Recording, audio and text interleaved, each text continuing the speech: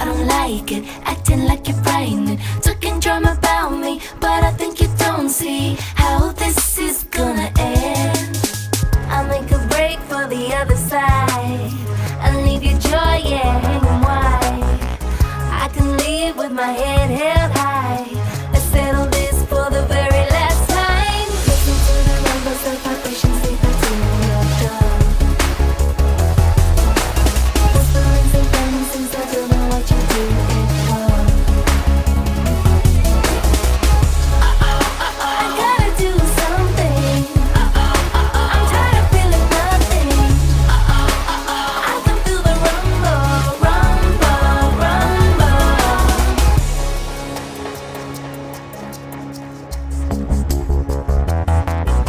The amber lights are burning, the tables start to turn, and acting up you don't have to. I don't even know you, telling lies about me, but I'll show you. Wait and see how this is gonna end. I'll make a break for the other side. I'll leave your joy, yeah, hanging wide. I can leave with my head held high. Let's settle this for the very last time. Listen to the rumbles of vibrations, leave it to your door. Whisperings and promises, I don't know what you do it for.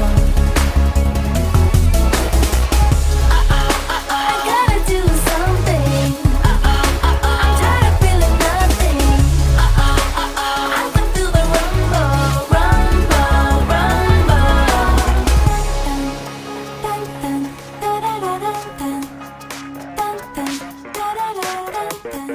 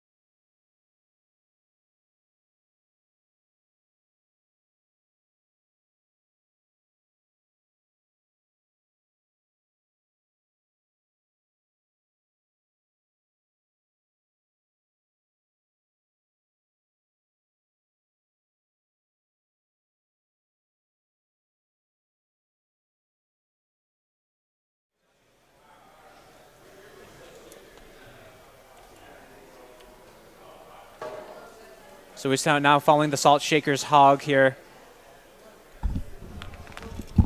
As they're pushing up through this zone, actually, already the Zenyatta going down. So again, good focus down onto the support of the meme team. So let's see how they are able to take care of the rest of the team. But no one else is falling. The Soldier 76 so close to falling, but he just dashes away. But he was tracked down by the Diva on Salt Shakers. So a little bit of a drawn-out battle, but we saw Salt Shakers take that. They're up 1-0.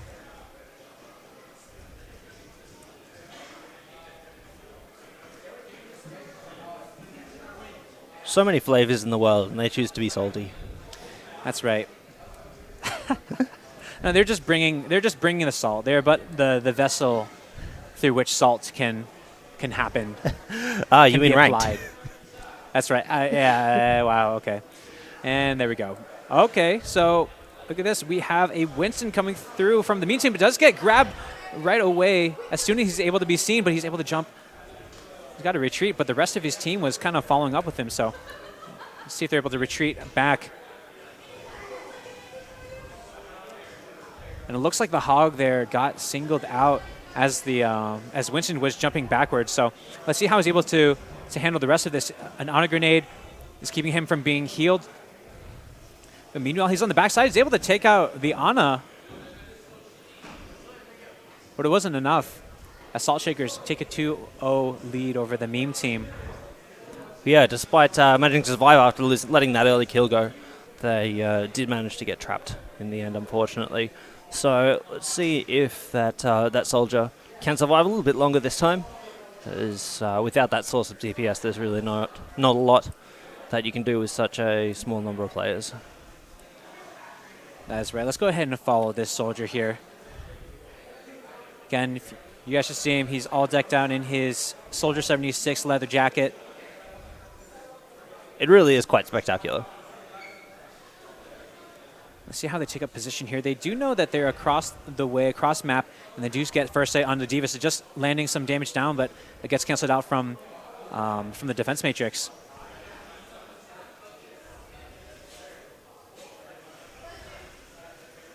When you saw the soldier getting grabbed, though, he's just trying to peek around the corner, and the hog anticipating that, he just throws out the hook and is able to find himself a soldier. And he is going fishing here, the Salt Shakers hog. Let's go ahead and follow him. He's just staying alive, and oh my goodness, just laying a grab on everybody. This hog, this Spooky Jerry, is just solo carrying this team. These hooks completely just straight up won. Sorry, that was actually for the other team. That was Juicebox slowly carrying that team, just managing to get these hooks down to every priority target, one at a time, all in the correct order, and just took that out. And there we go again. Boom, hook, boom, lose. That's pretty much the pattern. All right, guys, let's go ahead and restart the match here. 1-0 Salt Shakers taking that first round and commanding fashion. And despite wearing the jacket, just doesn't have the power. He's not channeling the power of Soldier 76, unfortunately. So we'll see if they're going to switch it up or maintain the same team composition. Actually dropping. I feel like I will be disappointed if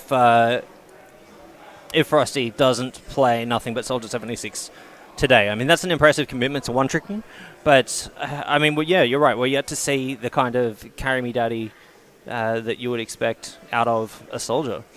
And honestly, it's really just positioning at this point, is just getting within, not respecting the range with which the Roadhog can ruin your day.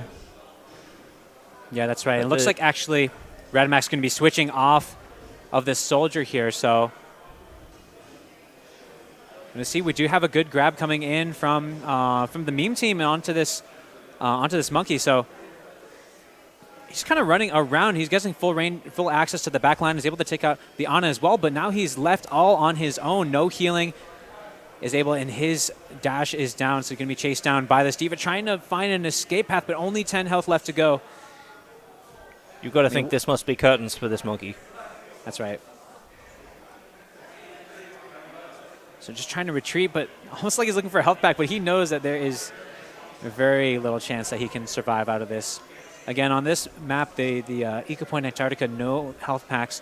Actually, one of the changes that is being discussed right now kind of in the community, should health packs be added, because that kind of changes how 3v3 should be played and really opens up more characters to be able to play and be viable in this game mode. Yeah, absolutely. I mean, at the moment, if you don't have a form of sustain, then all they have to do is, the other team has to do is just outpoke you, and they can win this, which does lead to a certain similarity in the way that the rounds are played here. So, I mean, I think having an option of sustain built into the map would also give a lot stronger presence on objective control, because those health packs will become a contested neutral objective. That's right. Let's go ahead and follow this Soldier here on the Salt Shakers. It's a little bit of fighting and trading damage, but there's a Roadhog right in the round in the back, but does manage to take out the Soldier pretty much straight away. Perfect hook from Spooky Jerry, really doing quite well, but that's going to be the Mercy down as well. Just Winston versus the 3. He manages to kill the Ana, but he's got no health left, and he's going to go down. Yeah, definitely got to give MVP to the Ana there. Being able to land the grenade and prevent healing is a really huge part of this team composition working, because, I mean, even though you can one-shot the team if you get a good hog hook, you can't always rely on that happening. You know, we do see the meme team's hog doing a good job of landing those hooks, but again, just extra insurance here by the Ana as well, landing the grenades.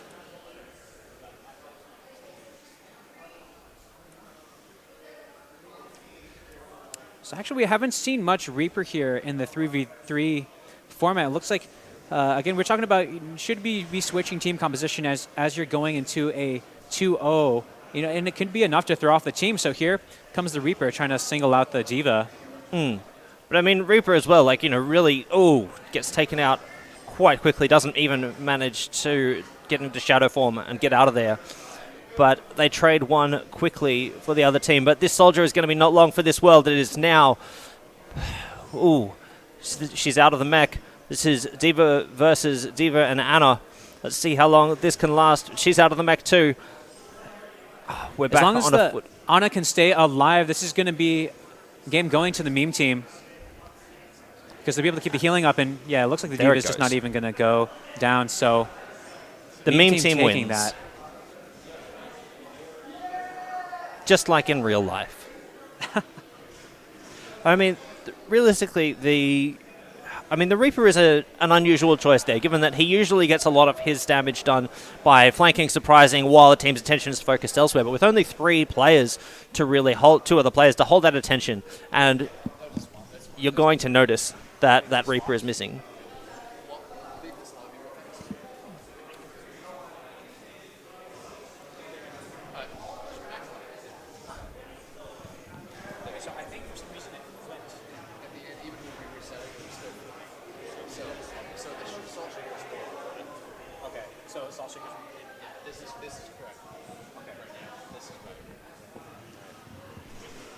All right, so actually what happened was, as we were starting the second round, the teams automatically switch. So what we actually saw,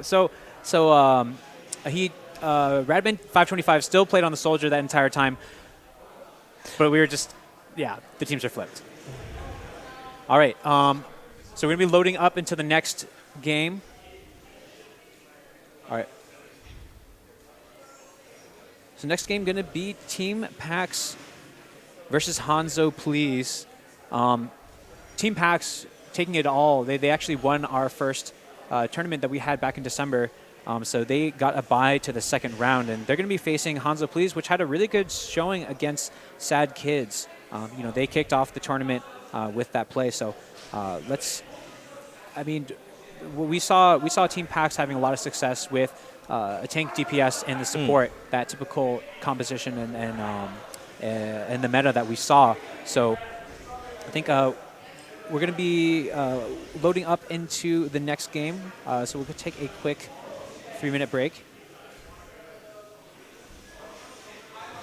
All right.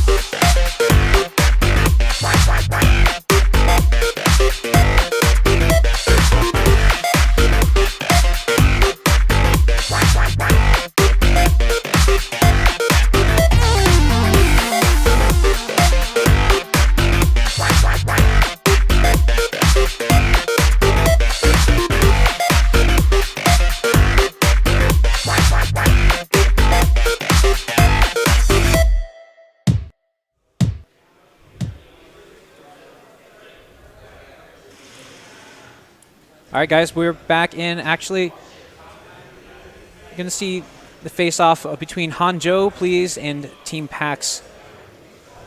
Team Pax, again, taking the victory in the first round that we had back in December, that first tournament.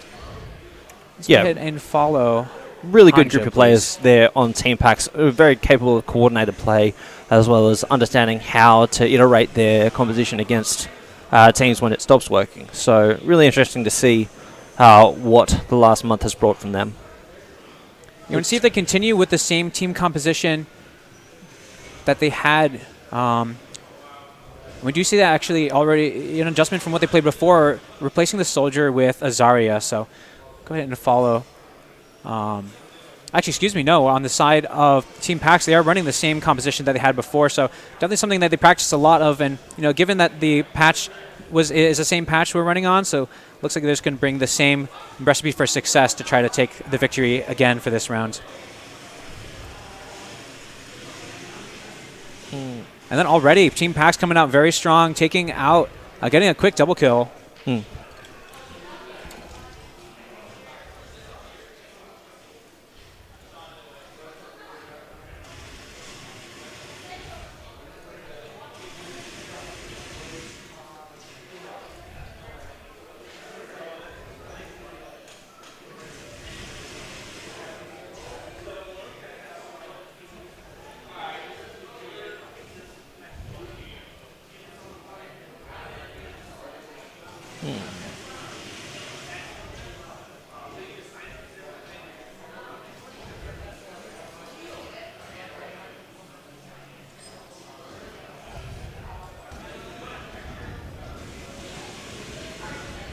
All right.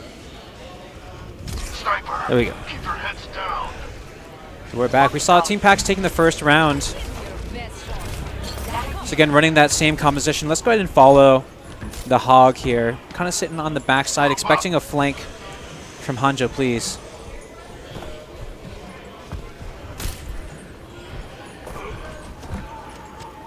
We do have on the side of Hanzhou, please, they do bring out the Widowmaker, and they get a pick on that Soldier who's so crucial to this composition. But doesn't mean it's over yet. We know that a Hog can do that one-shot damage if they're able to land the hook, and the Ana will keep that will keep the Hog healthy. Nano boost is charged.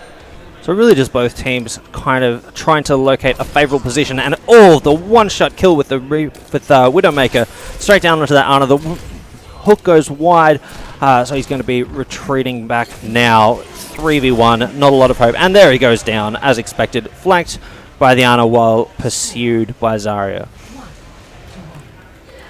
And now evening it up, Team Hanzhou getting to their stride, having a lot of success with the Widowmaker. That is something you have to be very proficient at Widowmaker to be successful in this 3v3.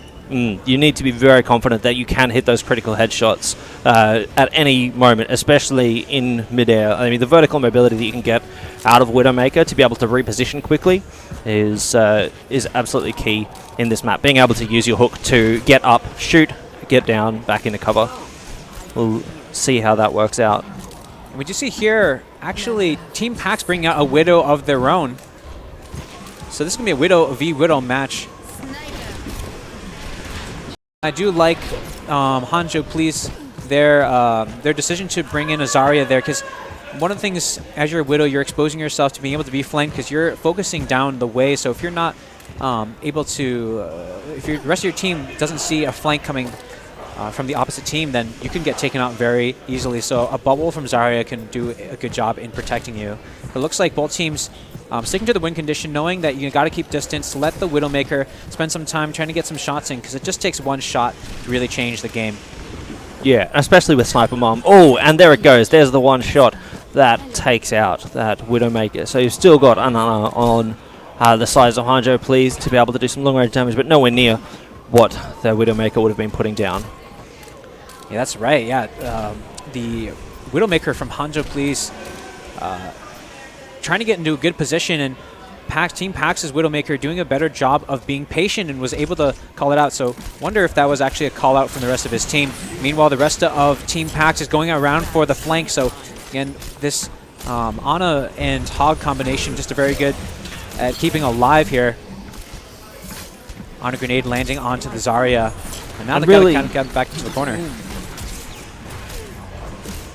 A lot of damage going down, but they do manage to get that Zarya now on the last legs as well, and that's going to be the clean ace. I mean, the thing that we can see from this is really a high-risk, high-reward comp that is entirely execution dependent, and especially when you see those two Widowmakers go up against each other, you're thinking, okay, well, this really just is the epitome of a skill matchup. It's who can hit those crits, and I think we had a really clear answer to that. It's the Roadhog or the Zarya not really making terribly much difference, so much as the Widowmaker's ability to just instantly assassinate 2 of the 3 members of your team. So this is a pretty cool trick we're seeing here. The Widowmaker on the side of Hanjo Please getting that jump off and gets the first shot onto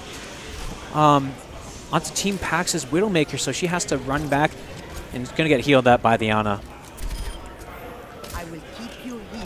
Both teams have reset now. Both Widowmakers back to full health. Nothing lost. Really just going to be jockeying for position to see who can get the favourable shot off that really triggers that. Because as soon as one of these Widowmakers gets some damage down, the rest of the team is going to pull the trigger on trying to jump on top of them before they have a chance to react and heal up. Yeah, that's right. So we're seeing the proficiency of Hanjo Please's Widowmaker doing a good job with these kind of these jump shots here in the middle of the air. I mean, very difficult to shoot as they're traveling through the air. But if you're able to get some practice on that, then you can land some headshots even while you're not even touching the ground. Let's see what Team Pax's Roadhog is kind of coming around the back here, actually leading a flank, trying to come from back around from the left of his team, anticipating that Hanjo Please's front line are going to be moving up, but looks like they're able to kite back. This is probably another reset. The most one of the more mental matches that we've seen, just in terms of tactics and flanking. But we've lost someone already. That Widowmaker goes down really quickly, so fast I didn't even see it. That's right. Yeah, Hanjo Please's Widowmaker going down again to the Team Pax Widowmaker, and now we see the Team Pax Widowmaker just sitting in the back and getting the damage down from the back line. Here we go. There's that jump shot again. They know exactly where the Ana is. Ooh. And lining up the headshot.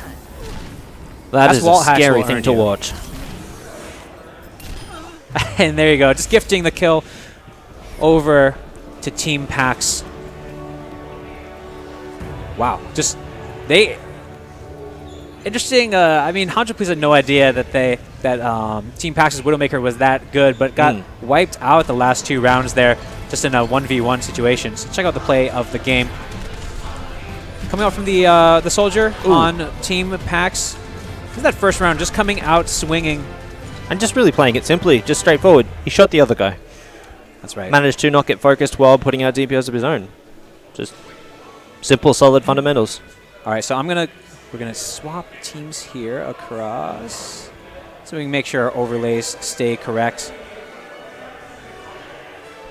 Alrighty, here we go.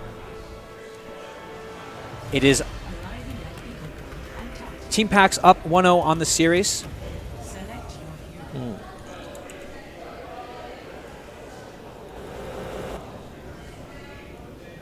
Why am I not getting...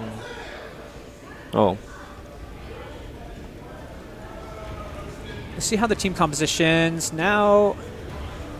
Seeing some big changes now coming out from Team Pax on the Hanzo. Not the Hanjo, the Hanzo. There's that sonic arrow. They're able to locate. Actually, don't know if they were able to see anyone, but they do know they're coming up on the left here. So going for that back line is the Pax Hanzo, but he does get grabbed in and one-shotted. Let them flank around a little too much. Let's go ahead and check out this hog here on the side of Hanjo Please. Just getting up really close and putting a lot of pressure on them. It was a clean 3-0. Didn't even lose anyone there. Yeah, that really went wrong quickly for our heroes. Yeah, so they're going back to their comfort picks. We see the hog, Ana, and the soldier. Knowing that, yeah, once that Hanzo, you start to flank and get into his face, that's just a tough position to be in. Even if he wasn't hooked there, it's just hard to land the damage that you need in order to finalize kills.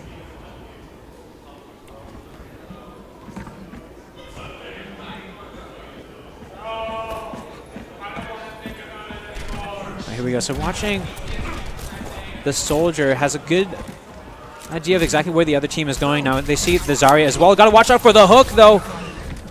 That is twice in a row he's getting caught out by these hooks. Check out from the side of Hanjo, please. This Hog having a heyday, getting a double grab in this round. And now finalizing the kill onto the Ana as well. And so now is just a lonely Hog. The rest of the team, he's just doing a spin around, realizing that he's getting surrounded on all sides.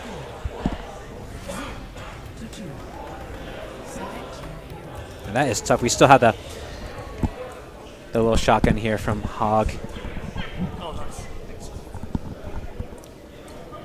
Man, super tough, but we do see both teams actually staying with the same team composition as the last round. It felt like it came down to play. So we'll see how it plays out. You see the map movements here. Team Pack's opting to go to the right side. Meanwhile, both going to the right side, actually. So they're going to be kind of doing their do-si-do, setting up cross-map.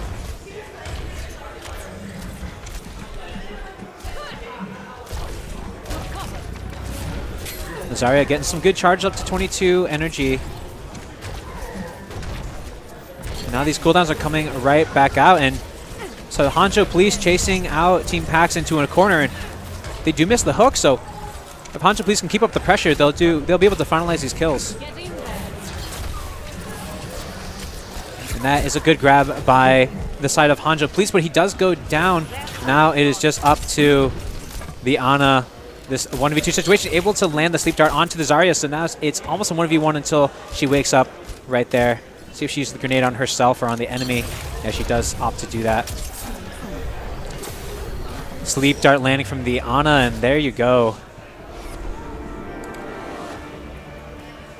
Hanjo, please taking that one. So, series actually tied up now, 1-1. Check out the play of the game from the Zarya.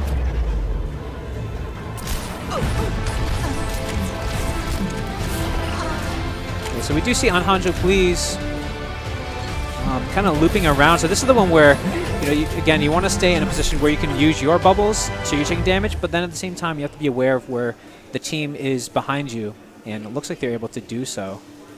So now actually a series tied up at 1-1.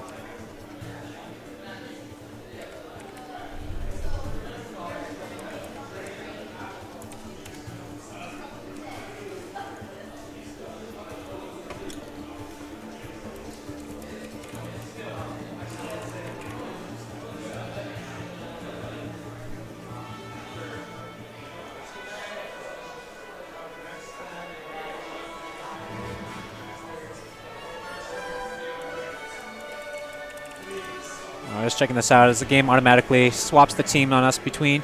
So we're making sure we're good to go. All right, guys, we're now into the last match here to decide who's going to advance.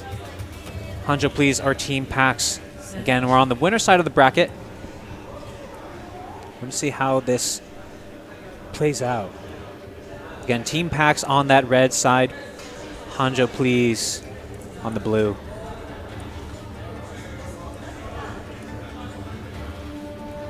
So now actually we see a Zenyatta coming out here for Team Pax. Zenyatta, one of the big meta picks that we saw from round one. So again, Team Pax bringing what was successful from the previous. So again, what makes his kit so good is that he's able to land a Discord Orb onto an enemy, heal at the same time, and do damage. So he's doing kind of 3 people's worth of jobs, or 3 things at one time. We see him in the back line here, just supporting the rest of the team. Actually, no kills going down yet, so let's check out. Oh, this Hog is now all on his lonesome here. Trying to 2v1, but there's only so many ways, only can shoot so wide there from the Hog, so. See Hanjo, please, taking the first round.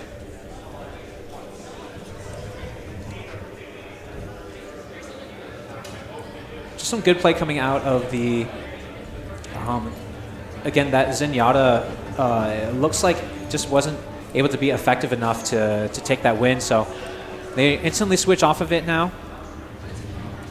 Now we got a Pharah actually on the side of Team Pax. So let's check out how that is going to work out. Again, so Mercy Pharah is a pretty common combination.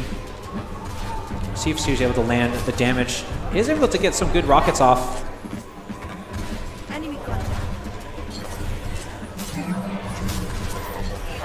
Good grab coming in through by Hanjo Please, but looks like here they could have maybe bit off a little more than they could chew. So it does get a hook onto the Pharah. So again, that's something we saw earlier. You never want to be, that's one of the worst, your worst nightmares as a Pharah is to get hooked by the hog. As you see here, yeah, again, so Team Pax falling just one by one. Their adaptation's just not doing enough to be able to get them the victory. Now their backs against the wall. Team Pax, again, the winners of the previous tournament we had here at the Razer store in San Francisco. If they do lose this round, though, it's not the end of the world, as they will move to the losers bracket, but definitely a harder path for them. Let's go ahead and follow Hanjo Please's hog here, who's done such a good job with his hooks.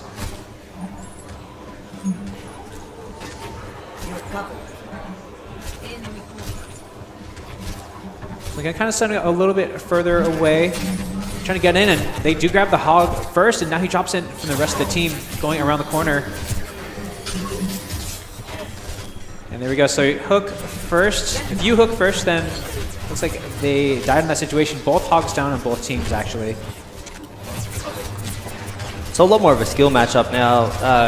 To Soldier Anna versus Zarya Anna, and as expected, the Soldier manages to get that damage down from slightly longer range, takes out Zarya there. So 2v1,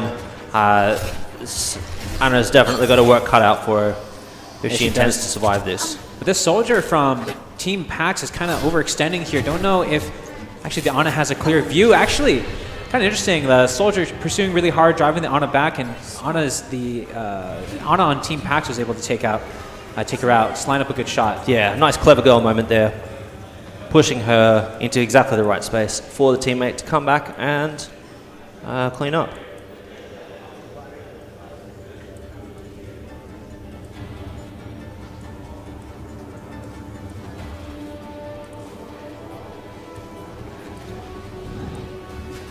All right, so that is 2 rounds to 1.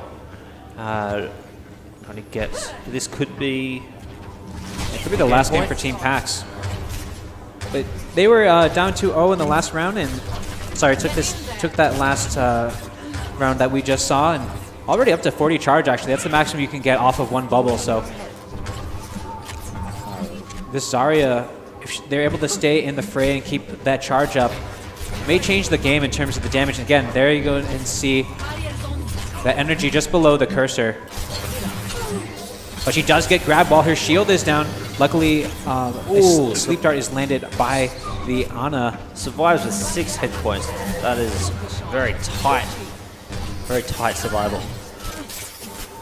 But so now the hog here looking for a pick. Trying to see where this hog is here. A good sleep dart landing by Hanjo Please's Ana, and now it is only the Ana left, and our champions from the last tournament going down there, moving down to the losers bracket. So they will get one more chance to compete for their spot in here, but for the meantime, Hanjo Please continue their run through the winners bracket. This is that hog play, such accurate hooks from the side of Hanjo Please. All right, guys, we're going to go ahead and take a quick break as we load up into the next game.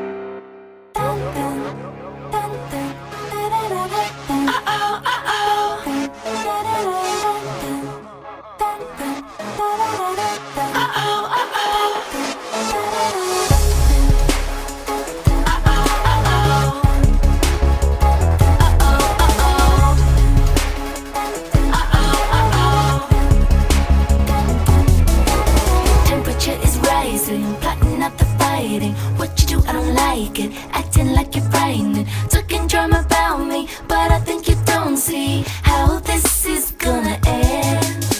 I'll make a break for the other side. I'll leave your joy, yeah, hanging wide. I can leave with my head held high. Let's settle this for the very last time. Listen to the rumbles, the vibrations, they continue your done. Whisperings and promises, I don't know what you do it for. I gotta do something.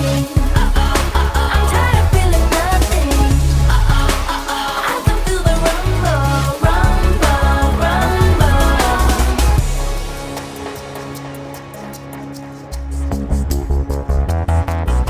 The lamplights are burning, the tables are for turning. Acting up, you don't have to.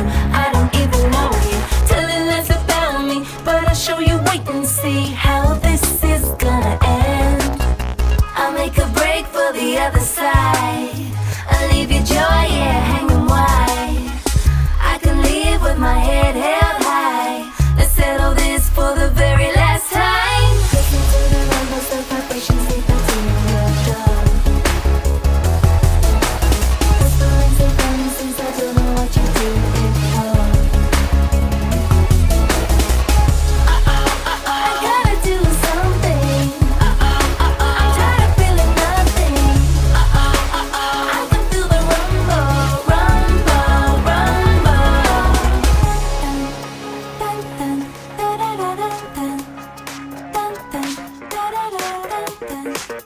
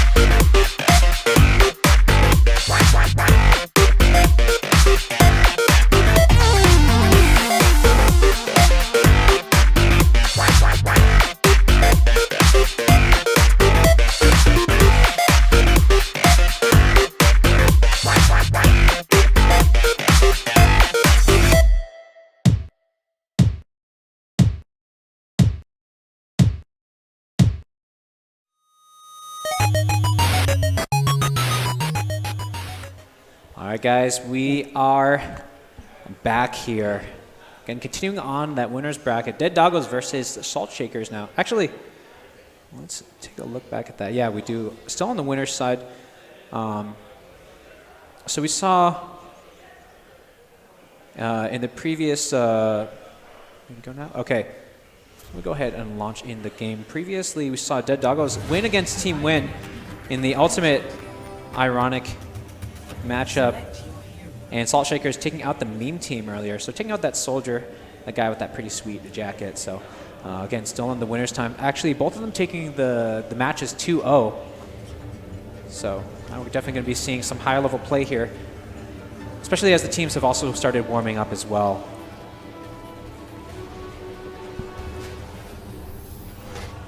Everyone's starting to get a much better idea of what to expect as they head into these rounds, watching, of course, the other teams play over their shoulders. But the Roadhog hooks are down already.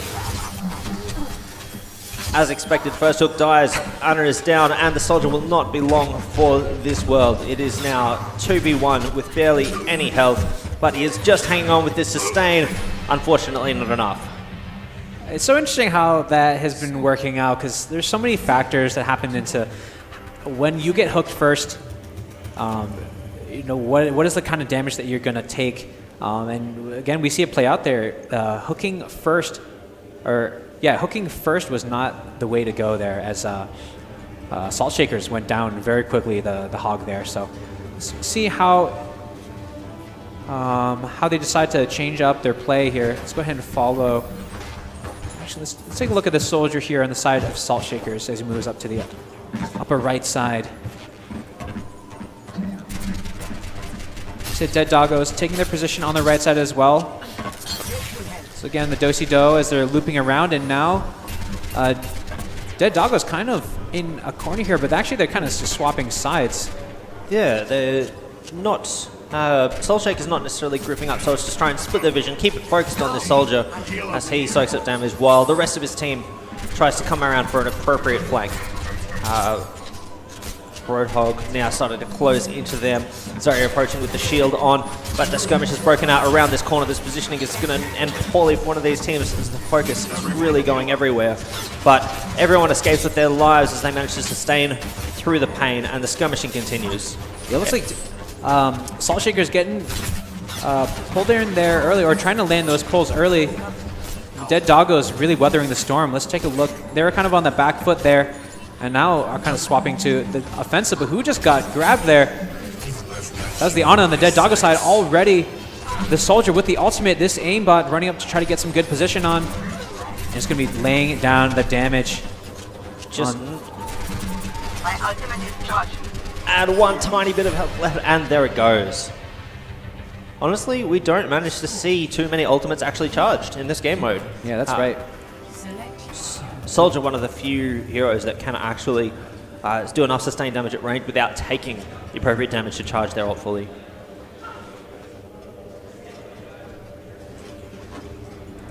That's right. Let's go ahead and check out. Now 1-1 here for both teams.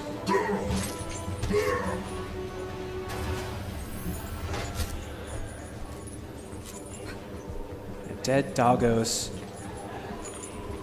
on their hog. Everyone going to their left this time. Kind of swapping around. Interesting to see, they kind of mirror. Sometimes you ended up going the same side, and then there's a hook that comes in that grabs you from out of your view. I mean, there's a bunch of different ways to approach this early game, but being a little bit of poke always sort of helps to chip down these sustained teams before really going in there. But being able to split the attention vertically, the Sparrow is up and just dropping rockets while this Roadhog is around the side. We'll see if that's successful. But the hooks are down. None of them managed to pick up anything. Everyone sustains or dodges through the pain and still just jockeying for position to get a successful engage on. But Ana is taking a lot of damage in the backline. There's hooks down all over the place. Roadhog is nearly down. He does just manage to get his self-heal off. But there's hooks coming in, both and one goes down. Salt Shaker is just healing, unable to heal through that. It's Ana not near enough to be able to give him the kind of healing that was needed through there. So it's 2v3 where Ana and Farah versus Ana, Zarya, Roadhog. Let's see if their mobility can get them through this.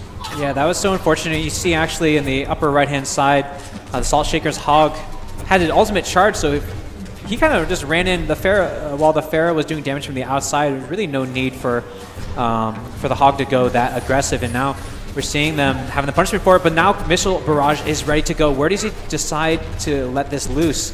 I mean, I was a little surprised he didn't just unleash that on the Roadhog right there and then. There wasn't enough damage nearby to flank the Pharah while immobile inside of her ult. But that's really going to be... Open Probiotic goes, and both ults are down, but she gets taken out in midair. It's just not enough, and there's the ace. Yeah, that's a tough spot to be. I mean, that was probably one of the... not the best, but a good position for the Ana to put the ultimate, that nano boost onto the Pharah, but really got to draw the team out. I mean, they're had a lot of cover behind them, and they're also at full health as well, so might have been a better idea to have the Pharah be able to land in some damage first before pulling that ultimate. Yeah, and I mean, one of the things that anyone who's a regular viewer of this channel knows is that I'm a big fan of looking at the risk and reward of things. And generally in Overwatch League and most of these style of games, there will be a certain risk that you've got to expose yourself to in order to achieve the goals that you want. And fortunately, Pharah at the very top end of that, putting out huge amounts of damage, but completely vulnerable while doing so. And now we see the Salt Shakers was trying to push their way up through and hold off the attack. Actually, Dead Doggo's now on the back foot as the Zarya is all on her own. Let's go ahead and see that battle here. Looks like Soldier's trying to track down where the Zarya is. Where is she even? Coming out straight up with the barrier and trying to get some damage down to the Soldier, but he's on his healing pad, so he's able to earn back any health that he's losing. So she's really going to have to displace him from when he drops that healing pad. She wants to get anything done here. This is going to be a tough ask for the Zarya. It's not impossible to come back from here, but it is going to require some significant outplay, which it looks like we are probably not going to get. She's only 60% charge on that ultimate, but she has managed to escape with a sliver of health. The health is going to come back as shield if she can not stay not damaged, but they're able to pursue her. A really good sleep dart from the Ana as the Zarya was trying to figure out exactly where to go. So now we're all tied up, 2-2. Let's see any changes here. Most of the teams have been sticking for the most part with the same team composition. But actually, on the side of Dead Doggos, going with the Zenyatta. Again, someone that we saw was a very big pick in that first round, that tournament back in December, because of how multi-purpose he is, able to heal, able to increase damage, and able to do damage himself. The only problem is, again, is the escapability. So, based on the team compositions here, we're expecting Salt Shakers to also want to keep their distance. The only thing that this Zenyatta's got to look for is a hook. Or just getting shot to death. Zenyatta's taking a lot of damage. Not able to get anything done just yet, but they're all still stealing through this. Zarya taking quite a lot of damage as gets pushed down and they get pushed seriously back. Zenyatta lucky to escape with his life, but it looks like it was going to be not long for this world, but they've managed to push through it and eventually get the turnaround. Soldier super low now, Ana taking a lot of damage. This looks like it's going to be around for the Blues. Yeah, Salt Shaker's not choosing the priority targets right away. You saw the Hog look towards the Zenyatta, but decided not to go for him, instead trying to shoot a target that's going to be healed up. And so Dead Doggos takes that. Let's check out this play of the game here. Again, the Hog's such a big part of this 3v3 meta, with the hook being able to bring and isolate the team from each other in a very quick way. And now, that was absolute max range. Wow. That is hook 1.0 for you. That is the original hook from which all other hooks are formed. That is right. All right, guys. Let's swap back here.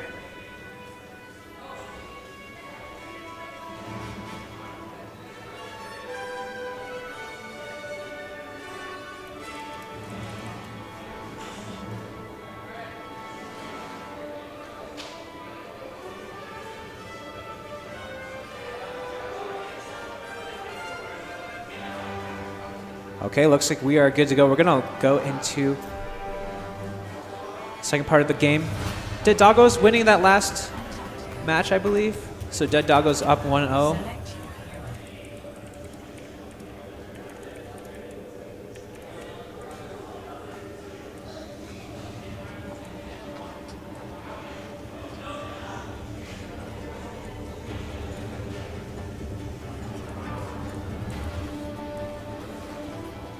And we are back to the Anahog and X. Seen a lot more Zarya play, a lot more success on this And I think than before. her ability to deal damage without direct line of sight is super important in this, but also her tankiness and just being able, just takes out instantly. Not a lot anyone can do. If Anna can survive this, it's going to be huge for their team. Let's see if she can disengage. But she does, and it is now 1v3, and they're going to be able to just heal back up there. Yeah. It's not looking good for Souls. And we saw the effect of the Zarya there. Getting a... I don't know if they meant to allow the Hog from Dead Doggos to get pulled in like that, but then as soon as someone is pulled in, they're able to pop the shield. You aren't able to use abilities as someone who's getting hooked, but if you're not getting hooked, then you can throw down an ability that can block damage, then that's just going to be super useful as we see this Hog here. The whole team kind of converging down onto that Soldier. The Doggos picking up where they left off from the last round. Yeah, and the interesting thing with that as well is that from a certain point of view, if you're a Zarya and you manage to get hooked while you get your shield down, you've actually just perfected someone else using a cooldown for your hard engage. You know, in that case, having a Zarya pushed into your face might actually just kill your support. That's right. So, what do we have here? First, Reinhardt on the day.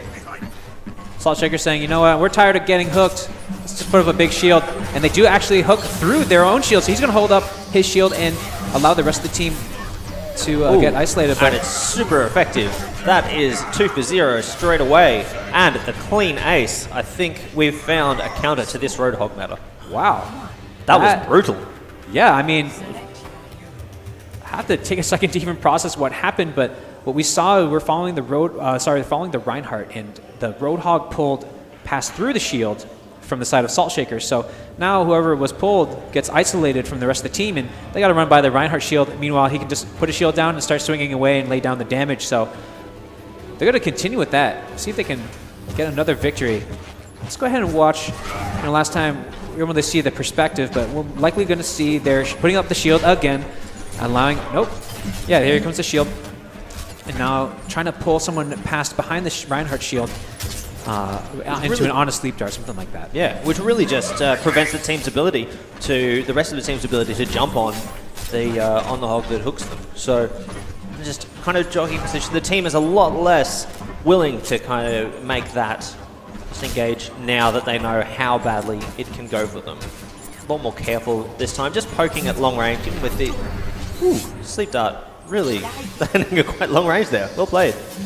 Good yeah, shot. I mean, I definitely want to, let's see this, trying to fight this Reinhardt composition. I mean, you look at that shield and you have everyone behind that shield. That is just so intimidating. I mean, how do you even go out there and pulling again past the shield and into a sleep dart, as exactly what we were saying. 2 people go down from Dead Doggos, but now only a Reaper left to go. He has to heal off the dead bodies of his enemies, so he's got to make some action happen. Nope, he's going to be running right into a shield. Sorry, to the hammer. Hammered in the face. Yeah. So they weren't able to do that hook past the shield initially, but they were able to rotate around the map and really put Dead Doggos into a position that they did not want to be. And again, we saw the Hog position got pulled through. The Hog from Salt Shakers pulled through the enemy from Dead Doggos, through the shield, isolated the team, and they're able to finish them off in similar fashion. Completely different comp coming out this time. So we've got a Bastion Symmetra Torbjorn. They've just decided, right, that what we were doing before was not working. These guys have found a counter to it. Let's try something new. Oh my goodness, this is the ultimate. If you see this composition on the enemy team, now it's good that they're not just sticking on their own base. That's actually something that is viable. But they're kind of overextending here, not able to set down their turrets, so I mean, this composition is very strong and widely considered in the community to be just like something you don't do. It's just bad manners to do that. But they're not putting themselves in a position to win here. Yeah, I mean I think there was an opportunity there, but as soon as Bastion tried to retreat to safety, but did so away from his team, that was done. Oh my goodness!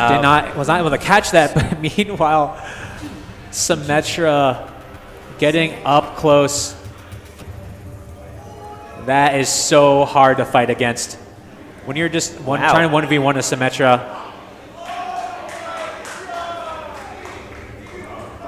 you can hear the jeers in the background as they know everyone's bane this patch has been Symmetra.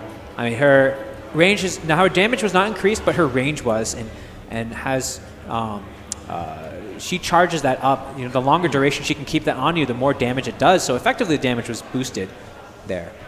Yeah, and really, like, you're looking at skirmishing power in this game mode, and that's something that she now excels at even more.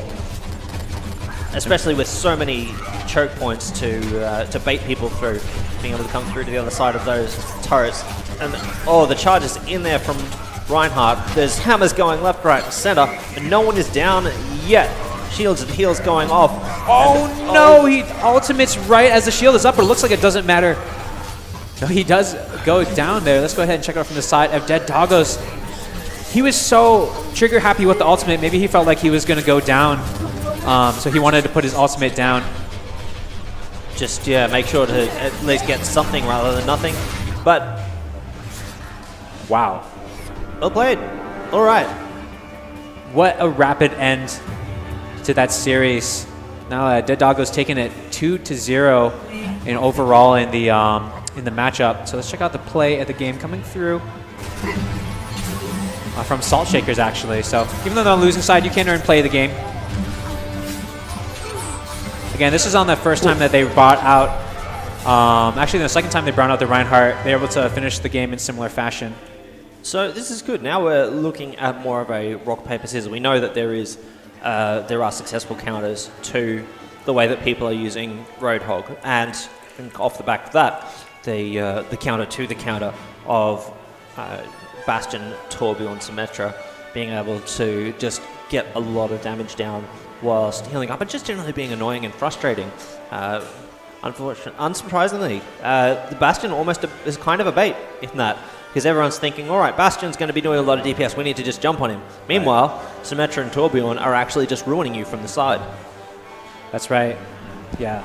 All right, guys, we're going to hop into a quick break as we load into the next game. We're going to get set up. We'll see you guys soon.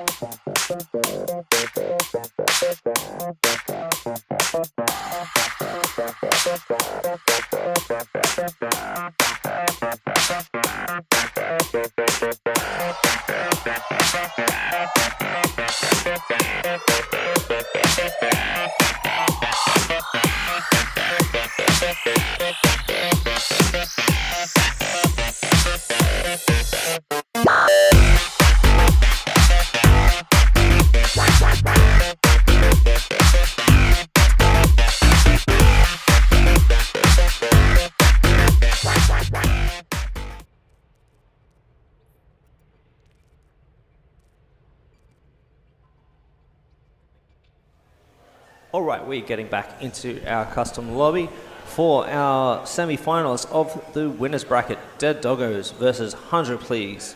It's going to be a very interesting game. Both teams displaying that they know an incredible amount about how the skirmishes take place and very able to execute on some of these high-level, high-skill ideas pretty well. If you had to back a winner now, Musho, who are you going to pick? Hanjo Please has been playing really well and also took down the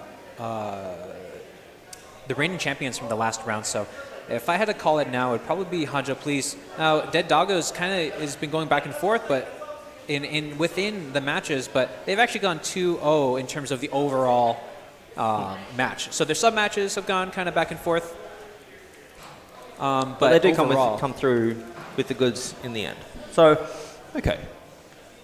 That's right. So we're just making sure the players are good to go before we hop in here. Definitely it's getting tense here in the semifinal side of the winners bracket. But yeah, I mean, Dead Doggos, what they've kind of displayed is their ability to adapt in the situations and play around. Those sub games within those matches, I don't know, we have to kind of figure out what we're going to call each of them. Sub games go into a round, and then a round goes into the overall match, which allows them to move forward or whatnot. So their sub games are, they kind of go back and forth, but in terms of their match performance, again, like I said, 2-0 the last two games we saw, especially against Salt Shakers. Yeah, they are definitely dropping rounds in there against these enemy teams, especially when they come out with some cheese or a new strategy, but they are able to adapt to figure out how to deal with some of these unexpected team compositions, unexpected strategies. I think that is right here. Just looking for adding in the game again. There we go. Yeah, it's just missing one final person from there on this lobby. So they have joined. We're just going to check that everyone. Okay, we've got just heard in that they are good to go. So we will launch into this next match. Our first semi-final. This one from the winners bracket. Dead Doggos versus 100 Please. 100 Please on the blue side. 15 seconds before we'll be loading in.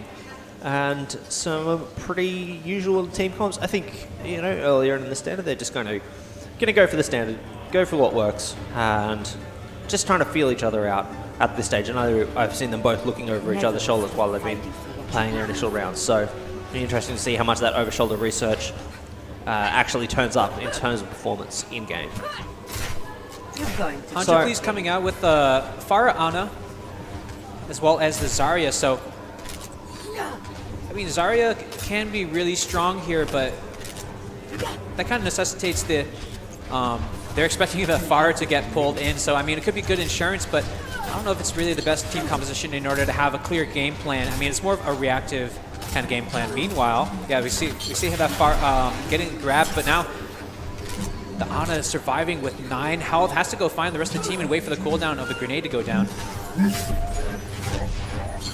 Let's check out here on the side of Dead Doggos. They're definitely going to be looking for a hook onto this Farah, as it'll be one of the only ways they can really get her in close enough range to take her down. So on one side we have the two tanky members left. On the other side we have the more mobile, lighter, squishier members left. Reasonably unfortunate, I guess, first deaths of both of these teams. Could be worse, definitely could be better as well. But we do have 100 Please having the first ultimate of the round available. Farah ready to let that rocket barrage go. Just got to find the right way to unleash that doesn't expose her to being instantly hooked and killed. Yeah, we saw this play out before, especially versus two tanks. It's actually almost the exact same team composition. She lets it loose after landing the grenade, but it's not able to finalize a kill as the Hog is able to... Oh my goodness, super unfortunate. Series of missed skill shots there. We've got, as soon as that hook went wide, we knew that that Farah was going to try and find a way to use the ultimate, but the rest of the enemy team pulled back, mostly just waited it out. So 2v1, just Ana versus Roadhog and Zarya. This can't end well unless she can put some distance between the two of them, try and out-sustain them. Just poke, split this 2v1 off into two 1v1s, but she's not able to, eventually goes down. Yeah, and what we saw in that last round was actually the Farah Ana on the side of the Hanjo Please was definitely in a much better position there, but unfortunately they kind of let themselves, the Farah player let themselves get too close to the ground, and right after the ultimate didn't launch out of there. So the Hog did a good job of, while he did take some damage from the get-go, was able to peek out after the ultimate had finished and land the hook, and that was able to finalize the kill. And it looks like Hanjo Please going to go with a more traditional lineup from what we've seen here in this tournament so far. It really shows to one of the key elements into playing this game at a high level is working around cooldowns. And, two hooks both go wide. No, just trading damage and pokes at the moment. No one really committing to an all-in. But, hook, double hog hook, and first hooker dies. Yeah, we're still continuing with that trend. It looks like never hook first. Yeah, we do see, I mean, he was able to land the hook, like a really good hook that was able to pull down the hog, but for whatever reason, the range just gives an advantage to whoever is pulled in second. I mean, what that really shows, though, is just good communication from the side of Dead Doggos. Able to follow up where when their teammate gets hooked in, the rest of the team is able to follow and land damage down onto the enemy. Well, it's really a case of when you pull a Roadhog towards you, you've actually just given him a huge chance to disrupt your front line. That's right. As well. And this is one of the keys towards actually landing that Pharah ultimate, is unless you have all three of your players up and you've got something like a Torbjorn or a Reinhardt in there that can disrupt the front line and distract, popping that ultimate for Pharah is really just a moment of weakness. So I think it's going to be interesting to see how much more disruption can really occur from this, and what I guess was able to re-evaluate what a hook actually means. Sometimes it's just inviting death right up into your own face. We see here the side of Hanjo, please. This hog, we switched him because we saw him going for the flank, but Dead Doggos did a flank of their own, and now he is all on his own. Looks like Hanjo, please, getting back into the stride. Dead Doggos went for the flank, but really the rest of the team weren't not able to follow up, or the timing just wasn't there. Sleep Dart landing as the hook falls as well. He's just going to be chugging some gas before he Well played, Hanjo, passes out please. there. Yeah, that was really good. I mean, they were able to, I don't know if they realized that there's a flank going on, but Hanjo, please, did a good job of eliminating the Zarya and the Ana as they're moving up through the middle, even before the hog could make their way around the flank. And one of the things that we have to talk about when we talk about the meta and working around cooldowns is windows of opportunity. Windows of opportunity that you have in a game like Overwatch are much shorter than in other class-based shooter type games, because there's no other secondary stats around it. You have your positioning and your cooldowns. So in something like this where there's no respawning and those teammates go down, your windows of opportunity is really only open as much as the overlap of your team's abilities are. So the smaller your teams get, the more those windows close, and they certainly get closed a lot quicker as you start to get a lot closer to these enemy teams. So the reaction times being a huge thing on this map especially. Dead Doggos kind of backed into a corner here. They are being pushed in from one side, so they do have an escape path. A is able to grab in the hog, but a Sleep Dart lands on him as well. So let's follow the rest of the battle here as we're swapping onto the side of Hanjo, please. He's got the back position onto Dead Doggos, but is not able to land enough damage, and looks like we're going to be retreating to reset. No kills going through. Yeah, surprising amount of fighting going on for very little damage actually done. A lot of healing and shielding coming out from the Zarya. Two identical teams here. Oh my goodness. Great hook. Anticipating the falling there from the side of the Hanjo, please. There's Zarya. But Hanjo, please, this Ana play has been super on point. Landing the Sleep Darts onto the hog right after he lands the hook has been really what's been saving this team from being singled out once those hooks land. While, you never might really think of an Ana player as a hard carry, I mean, she really is solely protecting this team from themselves. But there is the first kill. We've got one Ana down. 2v1, but Roadhog ultimate on Dead Doggos is available. Let's see if he popped it. And he's popped that, and it's 2v1, but he does not manage to get any damage down. The rest of the team has disengaged, and he's actually surviving. This Ana is not long for this world. One little sip left, but she does manage to survive, and that's the 2 for 3. What 1 a for 3. tense battle. I mean, we saw both ultimates coming out from the hog there, so they're able to charge up enough and land the damage to charge up their ultimates. And that reply ultimate, I mean, that Ana was a sliver of health away from falling. Absolute great use of health bars as a resource there. So let Hanjo please just slip away with that one. Well played. That's right. Dead Doggos missing an opportunity there, but there we go. Here's the big team composition that we're talking about.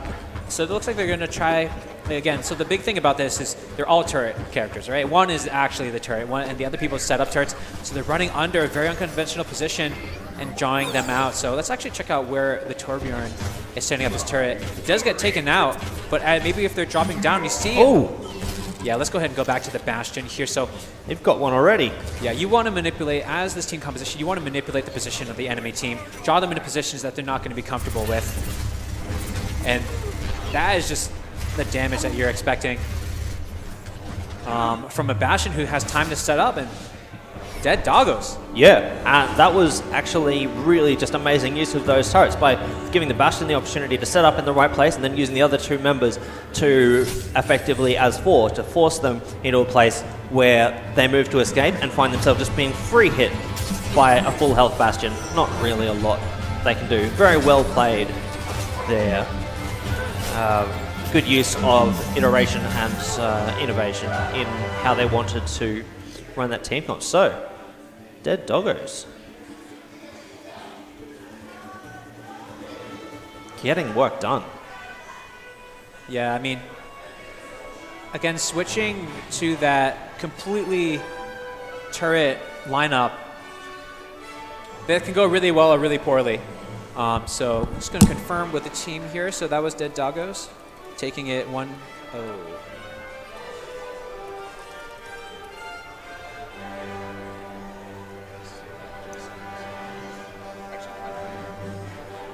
Alrighty, so I think we are good to go.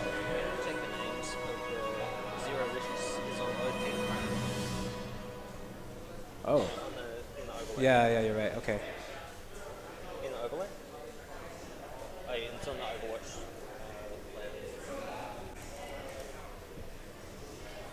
One second, guys.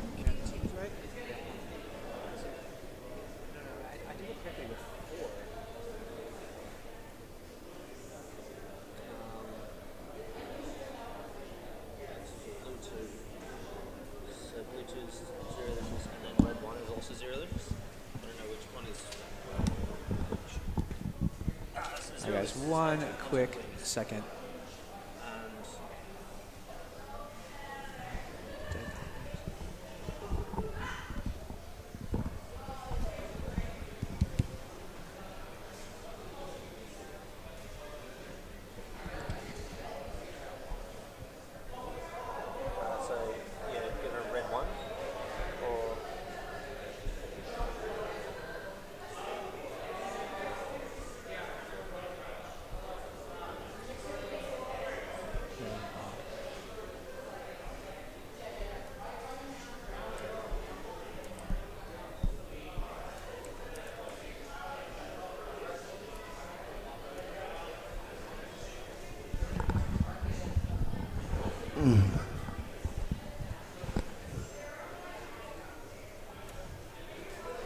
All right, I think we're good to go.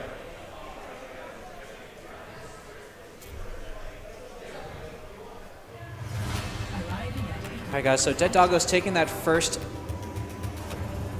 match.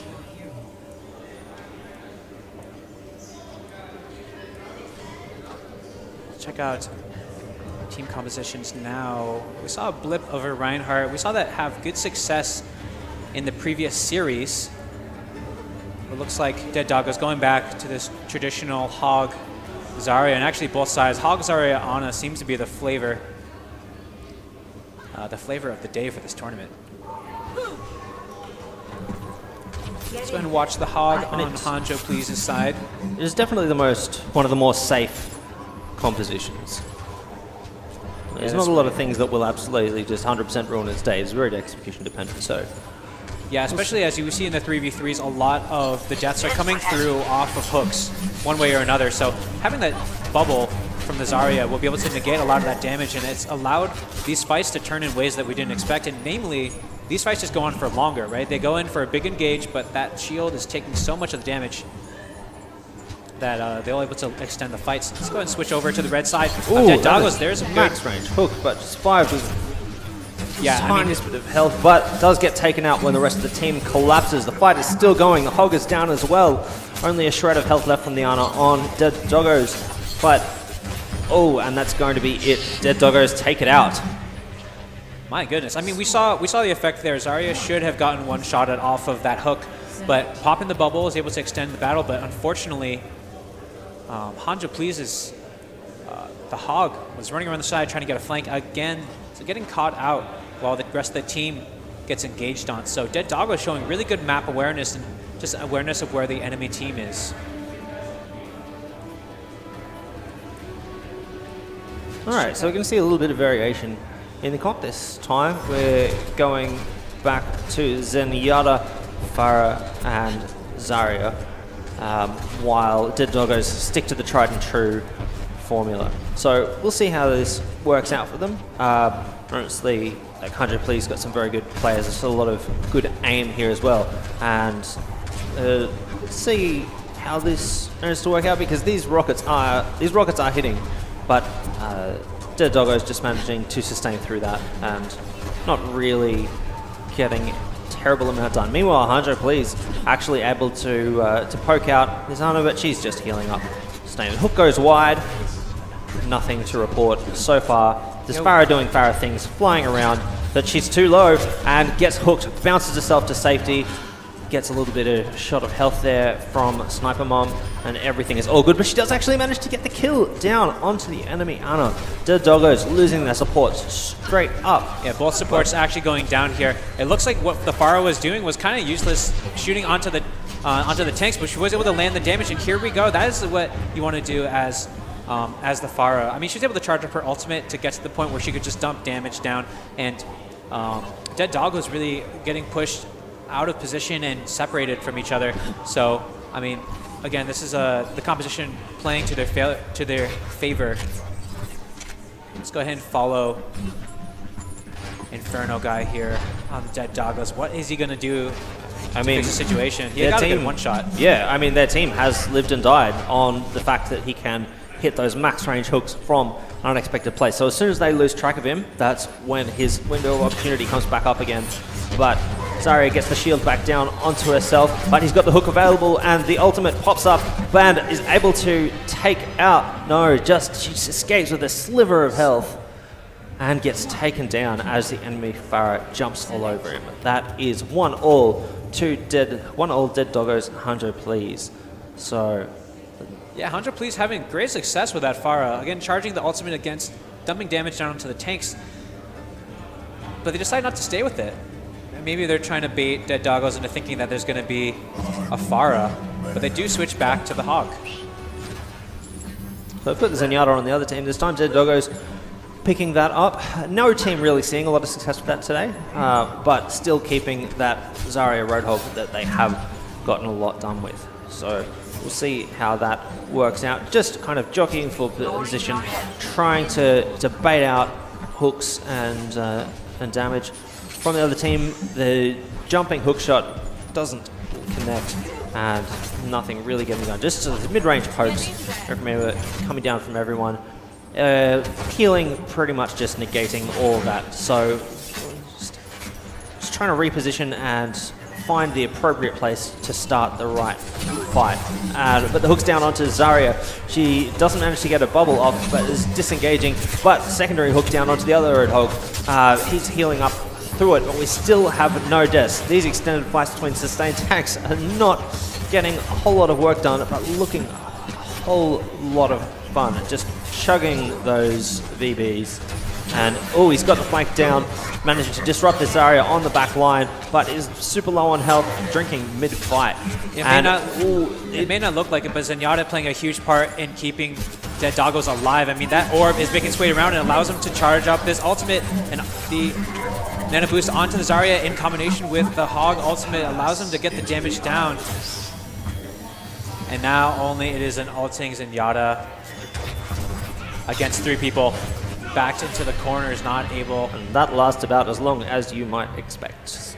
Well played, 100 Please. And that was really amazing to watch. While you have these Roadhogs just up in everyone's face, smashing them, you're right, the frequency of throwing the ball and bubble out onto their front line versus shielding herself and disrupting herself. to leave him long enough to heal up. So actually heaps of work done off screen, and it has paid off 100, please. So this is the match point, round point. We'll see if this gets them their ticket into a tiebreaker. Yeah, Dead Doggo's up on the series 1-0, but Hanzo Please in a position to even up the series. And one of the big things, I mean, we saw Zenyatta have huge success on the previous tournament, but what these teams are not able to do here is once they do land the Discord Orb, they're not able to land the damage on the person, as we see how Dead Doggo's very quickly losing their front line. Hanzo Please in a good position to finalize this, and now we are tied up in this series 1-1. Hanzo Please wins. Wow. That really just felt like Dead Doggo's just kind of lost control of that. Yeah, this is now the ultimate where we had the Zarya with the nano boost, and this is just going to be finalizing the kill. Yeah, now so actually this is the first match that that Dead Doggos has lost. So we'll see if they're able to bounce back from this.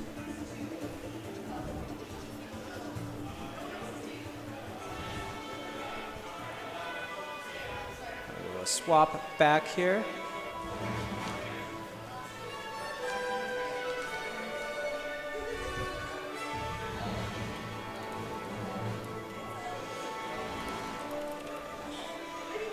Now, I mean, I really want to see more Zenyatta play. The reason why it's not really working out here is, again, let's see, let's just double check here. Yeah, again, so because they're so brawly of a match, the Discord Orb, maybe the team is just not able to focus down because it's all just a big mishmash of players. But what we've seen is when when you have a team that has, you can rain in damage from afar, that Discord Orb allows.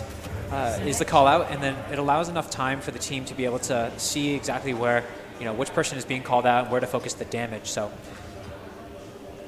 given that, I mean, if this meta continues in this tournament so that we keep having 3v3s where they're just brawling all in the middle of the map, then we're going to probably not see Zenyatta be very successful. And that's where the Honor Grenade, that AoE of that heal, or that denial of the heal, is going to become very, very clutch. And it's why we keep seeing her. Yeah, that's so much utility to be able to negate the enemy support in the middle of a skirmish. Really quite powerful. And so this Ana is just kind of sitting back, but there's hog hooks happening, and the fight has broken out already, and the hog is pulled down. Dead Doggos lose their tank already too, but Ana is down on the other side. So 2v2 continues. Fighting going on. This Zarya trying to disengage, failing, and Hanzo Please manages to take it with a sliver of health from their Roadhog. Dead Doggos are so close to be able to survive that match. The Honor Grenade coming down a split second after the Zarya falls. So, I mean, that grenade is a large deal of healing. And then in addition, any additional healing is increased as well. So she lands a grenade and is able to pump up the Zarya with the heals, then we could have seen that fight go the other way very easily. We're back to same team compositions. I mean, I think we found this is pretty much going to be the meta. I mean, as long as Dead Doggos and Hanzo Please are in that round together. And it is something that is definitely rewarding good decision making. So I think we can expect to keep seeing this for quite some time. Early hooks and early shields, really just sustaining through. Dead Doggos get the first hook, and Hanzo Please managing to just disengage there. But yeah, the Honor Grenade. That Honor Grenade from the side of Hanzo Please being so clutch there. I actually saw here on the hog from Hanzo Please, he had such a low health, but between the grenade and the increase in the heals, even adding in his own E to heal himself, was able to keep him alive. So really, I mean, these fights are coming down to if your Honor Grenade is able to deny healing of the enemy team, and in addition, are you able to heal your own team? And it really just feels like Hanzo Please have, like, something has clicked in their brains, and all of a sudden they just understand something about Dead Doggos, the way that they're positioning is finding a better way to capitalize on their positioning mistakes and disrupt the ordinarily very good structure that they're going for. But now we have the iteration that we've seen before, the triple turret comp. Let's Yes, see. would allow Dead Doggos to take that first match in the series. But already, oh my goodness, just a headshot straight away from the Torbjorn. Didn't even allow him to put up his turret. Ooh. Octopus and this Widowmaker should just not be allowed. Like, I think we should just all agree that he's not allowed to play this anymore because it's just too good. This has nullified a lot of the strength in this early Dead Doggos comp. I mean, this is match point for them. If they lose this puts them. This is their semi-final goal, and they will still get one additional opportunity to get back into the finals. But And here comes the lockdown. I mean, so this is kind of what you expect when you see a Torbjorn, Symmetra, and Bastion. You expect them to sit in the back of their spawn and set up some turrets, make you come, but getting shot up. Luckily, not a kill shot though. But they do know now exactly where the Dead Doggos are holed up. So it is going to be a case of waiting, like, can they bait them out? Or is it something that they're going to have to go in there? I mean, running into a Symmetra entrenched room is pretty heinous, but something's got to give eventually. Yeah, and actually what you're seeing on our cast, you are able to see the outlines of the turrets, but actually on the side of Hanjo Please, they have no idea where those turrets are, and they do not want to take a risk. Actually, it looks like they'll be sending in the Zarya, able to slowly clear out the turrets. And you see her just waiting for that shield cooldown before she's going back in. Now that shield only on a 1 second duration, so you got to make sure, see, she's clearing it, taking a little bit of damage, and then popping that shield. Looking at the clearing it out, and the Bastion now caught out of position and not in transform, but the Symmetra shield is able to save him. So let's go ahead and check out how the Bastion is doing. He does get set up here though, down to 44 health. Very tense moment here for Dead Doggos as their backs are against the walls.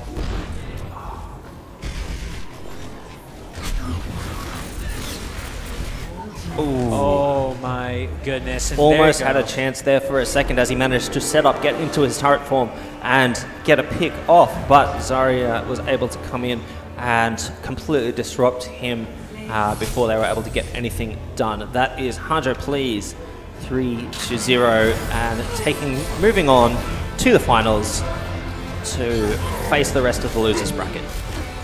Incredibly well played from Hanjo Please, showing the ability to adapt to the way that that their opponents are playing, and honestly, just well played. That was a triumph of rewarding skill. That's right. All right, cool. So we're going to get set up, load in the next game. We will be back shortly.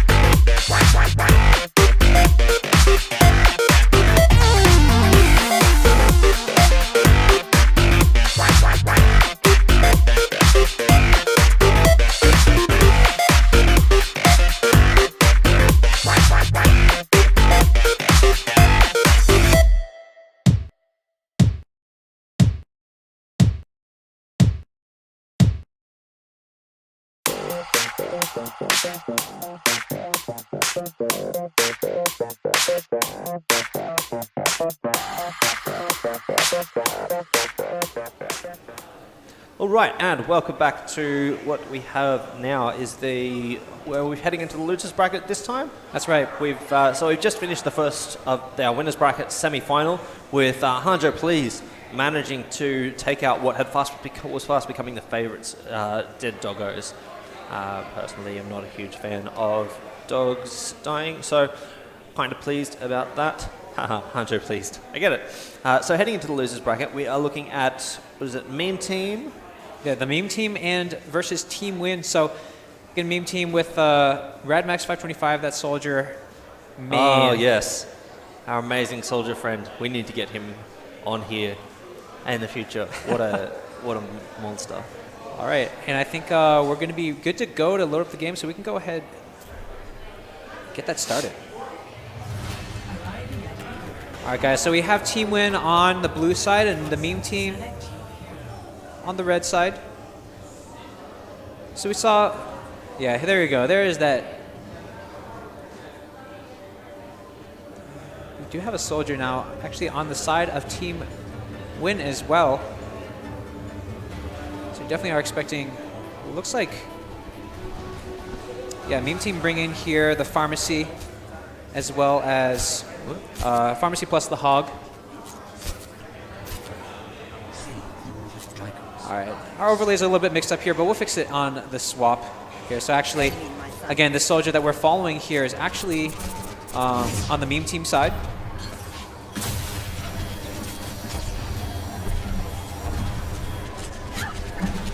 You see some skirmishing here. A lot of damage onto that Mercy, but no kills follow through yet. See far above with that damage boost, just trying to lay some damage down. Meanwhile, the Hog trying to get a hook from across the way. Both supports managing to get quite a lot of work done and keeping their respective teams healthy. No team with kill pressure on either other at the meantime. Just trying to reset while we watch this. Farah try and find a favourable position with which to pummel rockets into the face of the enemy team. Oofed! And there it goes. Yeah, and that is a huge part on the side of actually, so again, Team Win is there actually on the red side. Excuse me, their Hanzo getting taken out, the Pharaoh getting taken out is a big, just a huge issue as part of their team composition. And we do have the ultimate coming out for the Hanzo as well. My goodness, what a turnaround. That really happened quickly. When they finally decided to actually pull the trigger on that, that did a lot of damage. So just confirming that those teams are the opposite of what the overlay is. We will just shoot a quick note over to Rags to get that switched over.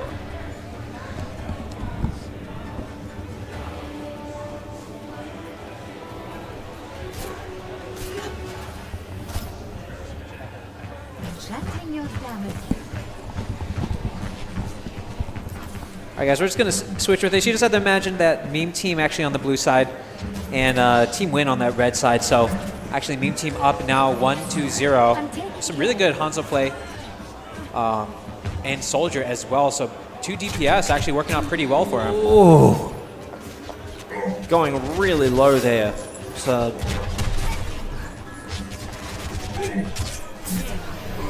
a good sleep dart landing on here onto the meme team. And let's see how much damage they're able to do. While he slept, actually not a huge... actually, yeah, we see is the Hog being pulled in, and this is just a very bizarre situation. I mean, just the entire meme team, again, meme team on the blue side, getting separated from each other and kind of getting run around here. And we got this Anna just trying to stay warm, and if she can 1v1 the Zarya, that will be very, very sad for the Zarya, but is able to track down Zarya. Now it's just a Hanzo versus Zarya matchup. And Zarya does Zarya things, which is to run at you with the face and shoot you with a laser. Not a lot of Hanzo can do about that unless he's got some walls nearby. So good recovery there. Did not look like Team Win was going to be able to claw that one back. Yeah, so now tied up 1-1. Oh, and here we have the Mei. Sorry if you haven't seen more Mei. I mean, we saw it once. Yeah, we saw Mei once for about 5 seconds before she was executed in the head. Yeah, she got shot straight. Just out. Everyone just went, no, we're not doing that anymore. That didn't work. Not really Mei's fault, I'm afraid. But yeah, but no Widowmaker here, so no chance of getting one-shotted. Check out where this Hog is here again. We're watching actually Team Win there on the red side. And on the meme team here on the blue. So meme team bringing out the Mei. This is actually a really good tactic. If you can get the other team to kind of run up the stairs, you put on a wall behind them to isolate them from the team, then you can really just make it a lot easier for you to win that 3v3. But now, where is... They're kind of running around, and Anna, the first victim, but lands a sleep dart. Where's the rest of the team there? I mean, that Hog got a good grab. But just no one in any position to do any follow-up. Realized that he was on his own far too late. Yeah, that meme team, Radmax 525, really flexing those soldier muscles there. He's going to pop that jacket. Yeah, that jacket is going to be ripped in half, but it'll still be probably even cooler. Yeah. Right? It's like ripped at the arms because your biceps are huge. Well, he's just lifted this team onto his back. He's just carrying them with his huge soldier biceps. That is right. So now Meme team going into a traditional, again, meme team on the blue side. Overlay is a little bit switched here. We'll swap that in the next matchup. So again, here the Zarya shield being very good for pushing down into a corridor. I see him kind of come back as they're waiting for those cooldowns, but meanwhile able to land the damage down already up to 60 charge on that damage multiplier from Zarya. Zarya just get a good flank coming from the under while they grabbed the hog from the upper side, but looks like that flank just did not work out. I mean, Zarya, you got to be with your team to be able to land the bubbles on them to negate the damage. And right now we see Team Win's strategy falling apart a little bit. And unfortunately, that just allowed her team to tank all of that damage while she really had to disengage with Mercy. So sitting in a 2v3, but managed to get the res off, and we're back to a 3v3. So now the ultimate coming out from the Zarya, but where is the rest of the damage? Follow-up, trying to get a good hook. And you gotta wonder, should Team Win have just committed to that? It seems like they had a real opportunity there that just didn't quite pan out. Wow, I mean, never has a soldier looked so tanky. He was taking so much damage up front. And there you go, the meme team. This is Team Win. Again, we have to fix our overlays here. Meme team taking that first game. Yeah, we'll just swap the teams at the turnover. Let's go ahead and check out this play of the game coming through by Poctopus.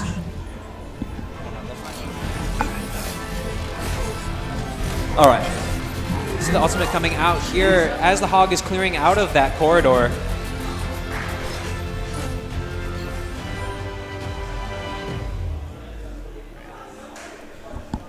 Let's go ahead and get ready for the next match here. So we're going to end that. And we should swap to the right side now. So let's just confirm here.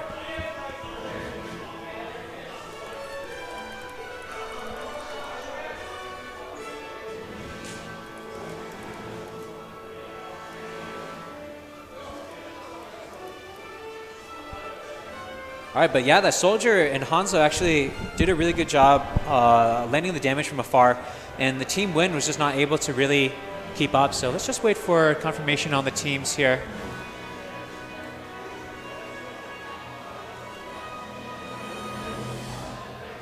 As they're getting back, actually, it looks like the Team Win thought that they were just straight up out of it, but they do get one more chance. It's the best of 3 on the series. So we're just confirming here that kind of settling down.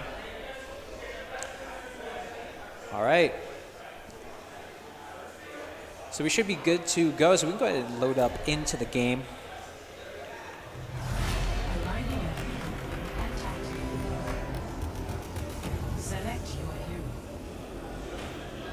Okay, so we are got Team Win on this blue side. The meme team on the red side. Who was the meme team? I think they're like Temp Dank Name. Oh yes, last team. time. Yes. Actually, I'm not sure if they're in the last tournament. That was very confusing. We had Temp Dank Name versus Dank Meme. Just confusing all over the place. But now, all right, yeah.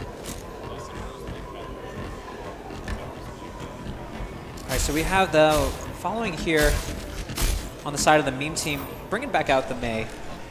Do you want to make the isolate joke or me? I'm not doing it. All right, well, let's go. We'll wait for the moment when she brings up that wall. But here they're kind of putting themselves into a corner, luckily not facing against... Actually, no, they are facing against Zarya, so expected some alternate fire, those bombs raining in from across the way. But didn't take that chance, so... And we see Team Win really just not having a plan for how they want to approach this.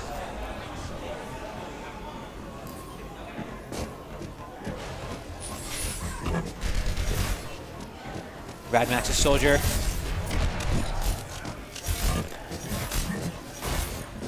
Looks like they're at the center of flank. This hog from Team Win just trying to get some damage done, but where is the rest of Team Win?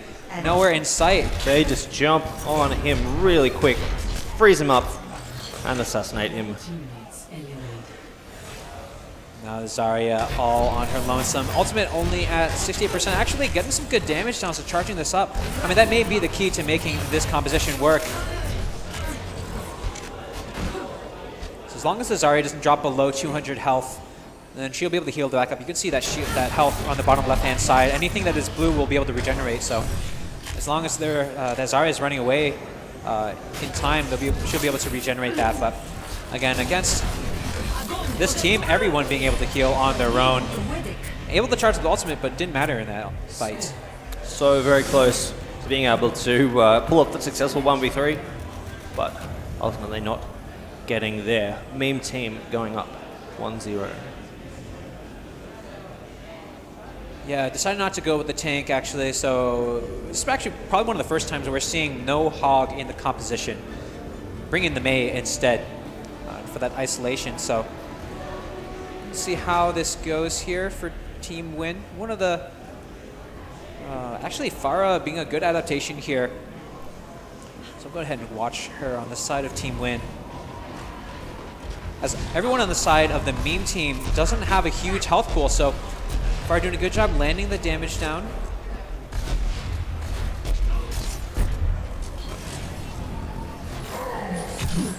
Well, good grab onto the Ana, but not able to finalize the kill. Gotta reloading.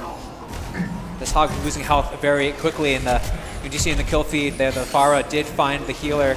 So, oh my goodness. So now it's down to a 2v2, and the Pharah, actually the Mei going down to the Pharah as well. Figure out now this soldier on the meme team, all on his lonesome. He'll be able to have the hit scan, but he's not able to lay the damage down. Yeah, he didn't see the Mercy coming up from behind. That situation kind of tough because you're gonna pretty much gonna die anyway. So, I mean, that situation. I mean, if you do have to be one solo team member stuck on his own, Soldier's not the worst thing to be. You've got some sustain, you've got some damage, but really not a huge amount of outplay potential in a Soldier. So not able to get anything really done there. Rounds 1-all. Team Win and meme team resetting, and a little bit more aggressive here. We're seeing the D.Va come out.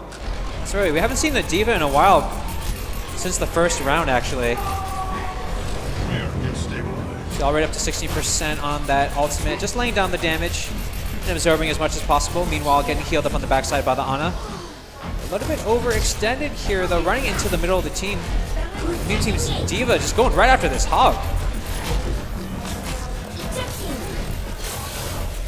I mean, we see all this fighting, but you gotta wonder, where is the rest of the meme team? I mean, the D.Va went so hard, and there we go. They're coming down the backside to clean that up.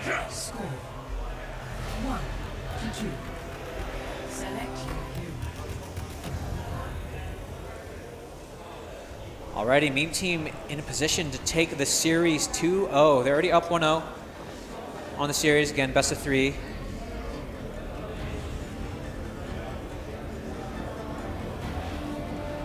I mean, that last round was pretty much just about getting outplayed.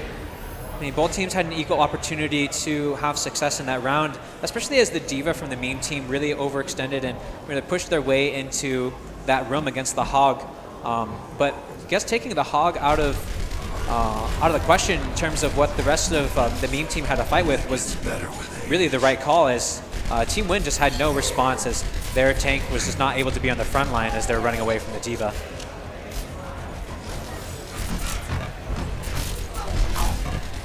We see the Soldier getting healed up here and getting a lot of ultimate charge, already up to 50-60% now. Looks like it's going to be one of those matches where it does go to the ultimates, able to land a Helix rocket right onto the Mercy across the way. I mean, you can call that calculated. Able to get the kill onto the Mercy, but here comes the D.Va. He gets hooked in, but he had to reload. He had no bullets left to go. You got to be watching that, and now has the D.Va ultimate, throwing it right up into the air and right back into the mech. It's not a very efficient way. I mean, you're just going to blow up your last one to get a new one, but meme team takes it. Very unfortunate turn of events there with Roadhog being out of ammunition after landing his hook, unable to put down any damage and pays for it with his life. And here comes Radmax on the Soldier. Now this is after that D.Va was going super hard, and you can see right there, I mean, that is, I mean, I was asking during the cast, like, where's the rest of the team? Well, there was the rest of the team.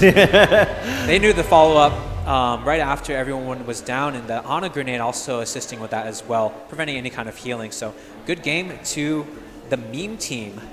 All right, guys, so we're going to move on to our next game of the losers bracket. So we're going to take a quick break. We can go ahead and leave the game. Oh, wait.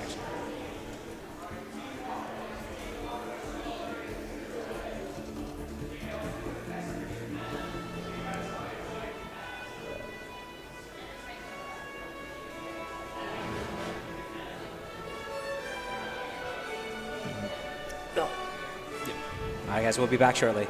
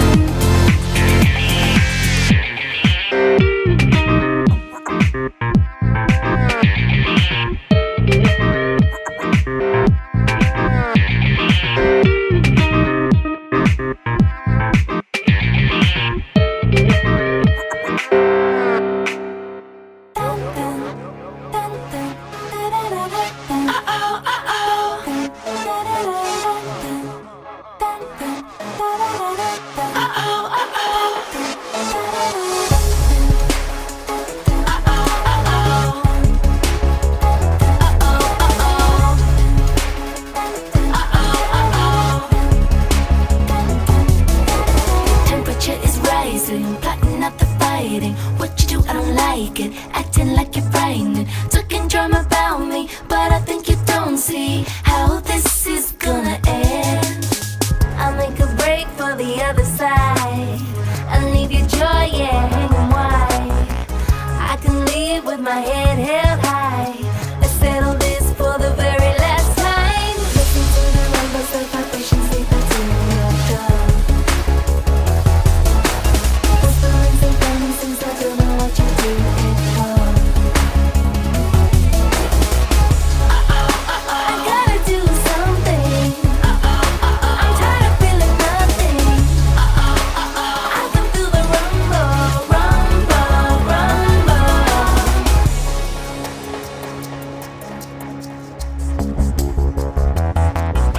The amber lights are burning, the tables start to turn, and acting up you don't have to. I don't even know you, telling lies about me, but I'll show you. Wait and see how this is gonna end. I'll make a break for the other side. I'll leave your joy, yeah, hanging wide. I can leave with my head held high. Let's settle this for the very last time. Listen to the rumbles, the vibrations, leave it till you're done. Whisperings and promises, I don't know what you do at home. I gotta do something. I'm tired of feeling nothing. I can feel the rumble, rumble, rumble. Dun, dun, dun, dun, dun, dun, dun, dun, dun, dun, dun, dun,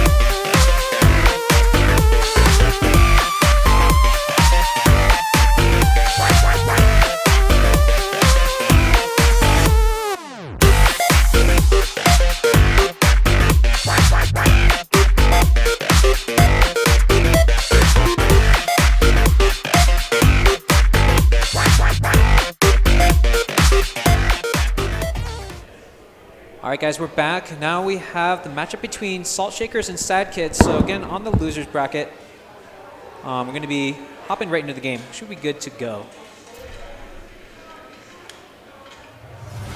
Arriving at attack. Select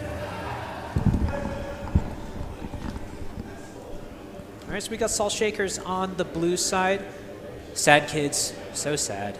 So On the right. sad to be in the lower half of the bracket, but happy that they do get a second chance at winning their way back into the finals. So we'll see if this works out for them. Getting straight out of the gate and looking to try and set up a position with Salt Shakers on the other side. So seeing here, interesting, both teams starting with no hog. This may be one of our first, one of very few amount of low hog, and it's easy kill already for Sad Kids, taking out one of the Salt Shakers, but they will manage to sort of sustain through it, get that soldier back up. And Sad Kids finding a really good angle there to be able to put the damage on through to the opposite side. So actually, if you see where this Sad Kid soldier is aiming, it actually goes down to that staircase that leads down. So Salt Shakers, though, know that they can't keep going down this corridor, so they're going to switch up the sides.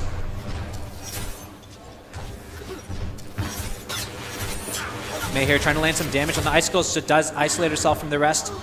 Now she's encased, she's healing up, but it leaves the rest of the team alone, and here is just one more soldier left to go, and it's going to be really difficult for this soldier to do anything.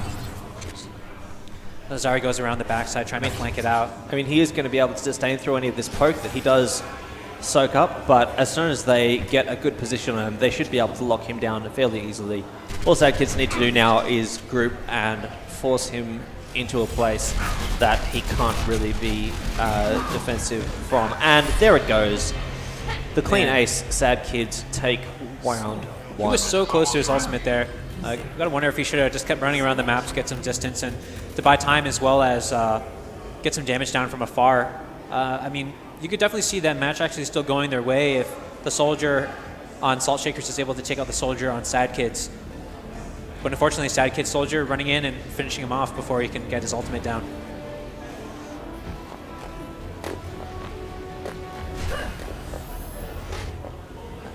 All right, here we go. So now some tanks into the mix.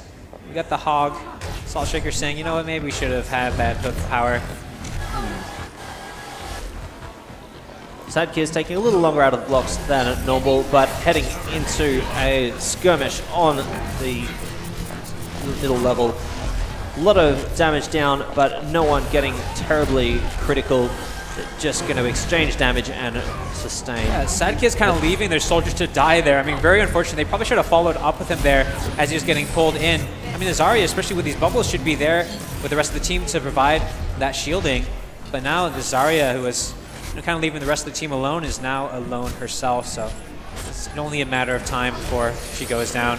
Yeah, the utility out of that Zarya just so necessary to keep her DPS alive, but not enough, and Salt Shakers do even that up 1-1. Yeah, I mean, Sad Kids with that Zarya, they played that correctly. As they got pulled in from the Salt Shaker side with the hog, they put the bubble on that person who got pulled in, right? So negating that damage and also charging up the damage as well for the Zarya. But they just didn't follow up. I mean, that soldier stayed alive for a really long time. So you gotta wonder what would have happened had the rest of the team just followed up in that situation. But now, another adaptation, we got a Farah. Actually, complete switch. Just no one playing the character they played before. We got the Zenyatta, Farah, and the Diva dodging out on that hook. So now they know that is the time to go in. See from the side of Salt Shakers, this Ana in the back, just keeping everyone healthy. Meanwhile, we see on the Sad Kids going up, and with that defense matrix is allowing the Zenyatta to land the Discord Orb onto the enemy team and be able to multiply the damage. But now it looks like the Ana is all on her lonesome, so this composition actually doing a pretty good job. I think a lot of really clutch defense matrices. Matrices? Not Matrices? Yes. No, matrices. Matrices. We'll be proper here. Let's cast. Coming out of the Diva, blocking a lot of the damage and the hooks coming through from Salt Shakers. So, I mean, it buys time for the Harmony Orbs to be able to heal up the team on the Sad Kids. So, it makes sense that they're going to stick with the same team composition. Now here, Salt Shakers actually adding a Diva of their own. Here you see Salt Shakers being very careful as they're going to engage.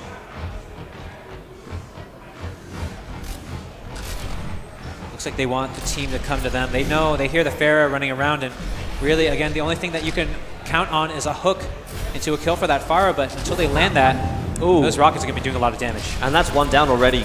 Salt Shakers losing out their support pretty straight up. Sad Kids with solid engage there. Linking health bars, surely that they can't. Oh, but Roadhog manages to heal up. That is a very low health D.Va on the back line. Surely someone's got to go down soon, and there goes the first casualty. D.Va is out of the mech, and this is not looking good for Salt Shakers. There it goes. That is round 2, Sad Kids.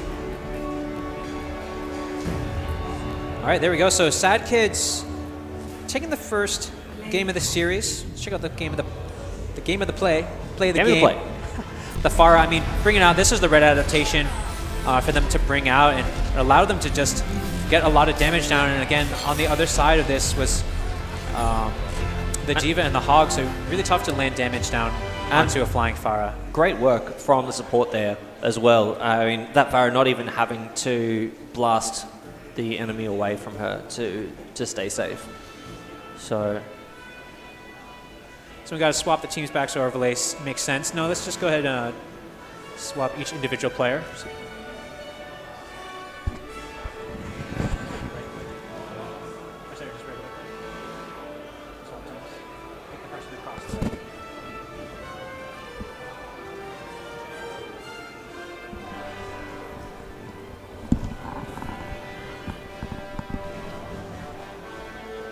Just double checking to make sure the teams are good to go. Yeah, looks good. Alrighty, so let's hop back in the game.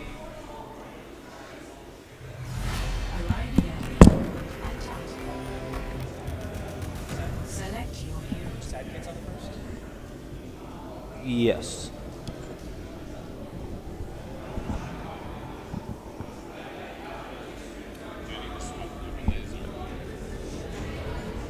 Alright guys, loading back up here.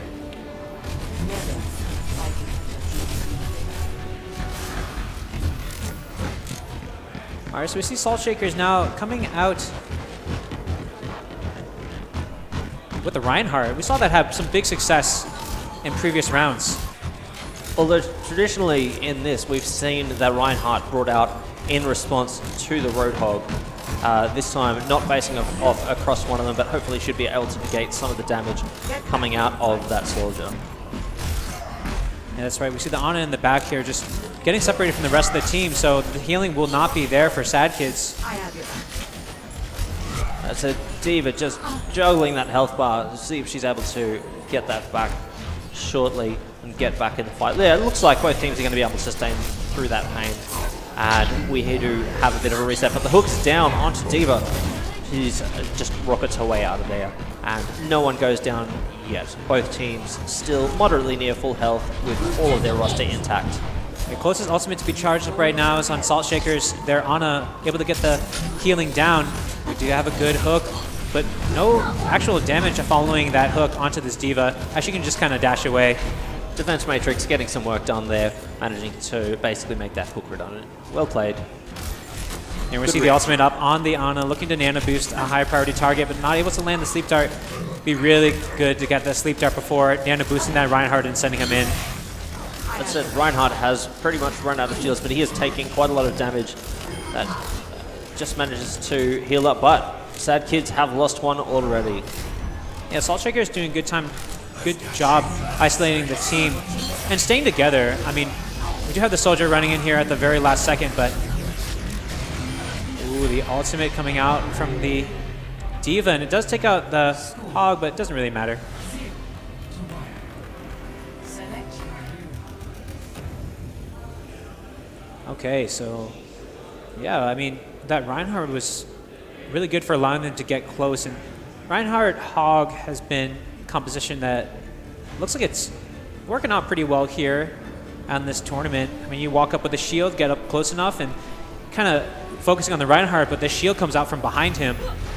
Can take you by surprise. And considering Reinhardt's incredibly high win rate in this tournament, specifically today, I mean, that's looking like something that people are going to have to start prioritizing into their teams. But just a whole lot of flying going around here from our winged female friends. No one going down yet, just poking and dashing, poke and dash. Healing through, Mercy really proving her worth in this. It's both very cleverly staying out of range of that hook, while putting quite a lot of hurt down onto the enemy team. That Ana is hurting. Let's see if they can get in and push that over the edge. Sleep darts down. Oh, such low health, but does manage to heal up. They disengage moderately successfully, and both teams reset. Yeah, again, no kills falling through. Oh, until then. Until then. Caster cursed. A caster curse. Just in that moment, I was going to say, this game is going along. We're going to see some interesting play, because we saw the ultimate come up for the Mercy. It's actually super interesting. Even if the Mercy, if you've died 5 minutes ago, as the Mercy on this map, you can res your entire team. So we've seen that happen a couple times, or at least I've seen that in my own 3v3s out on quick play or in the arcade mode, where you're just kind of playing with your food with the Mercy, and then all of a sudden, bam, the rest of the team is up, and you're like, oh, okay, probably shouldn't have done that. But it wasn't to be so. Salt Shakers finishing up the job. Bringing out again the same composition. I have your back. Well, can't fault it for effectiveness. I mean, it was very effective. It doesn't look like Sad Kids know how to deal with this. Yeah, Sad Kids bring out the same composition. Actually very similar. I don't think they had the Zenyatta. Yeah, they had a Mercy last time, so this Zenyatta can have the orb heal as well as do damage to the back line as well. So I think it's a good adaptation here. Again, I really think that Zenyatta's a good job. I mean, it's a good champion for this map. But they just got to whittle down this Reinhardt shield, and with all this cover, it's going to allow the Reinhardt shield to charge right back up, and before you know it, his ultimate will be up. But again, kind of at a standstill here. We do have a D.Va coming in. It does land the pin. Oh, straight onto the wall. She is critical. Zenyatta is not... Oh, then finally gets line of sight to be able to get that orb of healing, but she's out of the mech. No one is dead yet, but even Farah has taken quite a lot of damage, and down we go. That Reinhardt was living on like a sliver of health. That must have been below 50 HP there for so long. Getting that shield up just in the nick of time, and now they're going to be rewarded with a 3v1 ultimate ready to go for the Ana. And there you go. I saw the last swipe of that. And the mechless D.Va really not going to last long in a 1v1, let alone a 3v1.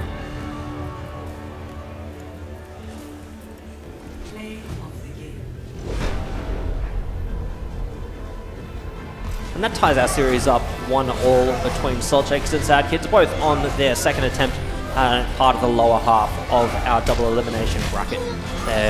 Both teams proving that they've definitely got something that the other team doesn't, but just really guessing out what that team comp's going to be and how they're going to respond to it. That slight amounts of variation from round to round, proving to really be the key there. So we'll see whether or not they're able to continue that, and whether Sad Kids can make themselves happy by renouncing pushing through to the next round, or whether the Salt Shakers will be salty as they get eliminated. Yeah, Salt Shakers showing you how to play Reinhardt on this map. I mean, they have the composition to go with it as well. The hook, such a big part of that. And even when they don't land the hooks, I mean, one of the things you want to do as Hog is make sure that you're not exposed too much to the outside. But if you're bringing the cover with you in that shield, then you're just buying yourself a lot more margin of error, and you can play a lot more freely, play more aggressively with a Reinhardt on your side. Yeah, and if you can manage to get that pin off at close range and displace your enemy away from safety, away from their teammates, you just present a perfect opportunity to have the rest of your team jump on them. Really get a huge advantage for the rest of the map. Oh, but long range sleep putting dart. the shield the wrong way. Is this Reinhardt going to get... Yes, he gets the grenade onto him and gets hooked in, but not enough damage. And here we see the Reinhardt now coming back through that hook from behind the shield. So clutch for allowing them to pull forward here. And it was not looking good for Salt Shakers. But again, that's the strength of this composition. Really good synergy between the Reinhardt and the Roadhog there. Just able to just layer their CC and get that pin off, getting heaps of damage. So, very well played. 2 versus 3. Soldier and Ana versus Ana, Reinhardt, Roadhog. This is not This is not done and dusted, but this does have to be played very well by Sad Kids for the rest of this in order to turn this back around. Yeah, Sad Kids is somehow they gotta isolate the team. They gotta get these tanks out from each other, and if they can get this Ana from the back line, I mean that'll be really good for them. But Salt Shakers Just managed to doing a get good quite a job lot of of staying damage together. down. And there goes the Ana. That was pretty much the last hope. And right in Soldier's face. One more hit will take him down, and there it goes. Had the ultimate up, didn't get a chance to use it because he was too dead. Too dead indeed. That's the saddest thing to see a dead character with that charge ultimate. Some missed opportunities there. And what they really needed to do to be able to survive that was to successfully disengage, get lost in the map, make it so that Soul Shakers didn't know where they were, so they could set up a pick onto Ana. But, I mean, Ana Soldier, not the greatest pick comp in the world anyway, so look. Yeah, it's really tough to, I mean, you really have to have good crowd control and be able to move up through to get a good position. But again, I mean, that kind of composition is all about being able to kite and drawing them towards you and being able to deal with each person one by one. Now we'll see how this Junkrat, the first Junkrat of the day. But the Hogs, hooks it it's down, pulled but in. I mean, it is the same story as we've been seeing this entire series. Reinhardt shield goes up, Hook comes from behind, pulls him behind, and you're just isolating the team. Zenyatta, I mean, just hovering in the back. Should throw on that orb. Yeah, there you go. And we do know that there are ways to deal with that, but you need to also be sure that that's the team comp that they're going to go for. So, you know, unless you see that sort of two times in a row, it's a pretty tough prediction to make to go for the triple turret comp to deal with it. But, and now we're into 3v1 jump, and it's over. And that is the game. That is the match, 2-1 in favor of Salt Shakers. Sad Kids get eliminated. Salt Shakers move on to the next round of the lower half of the bracket.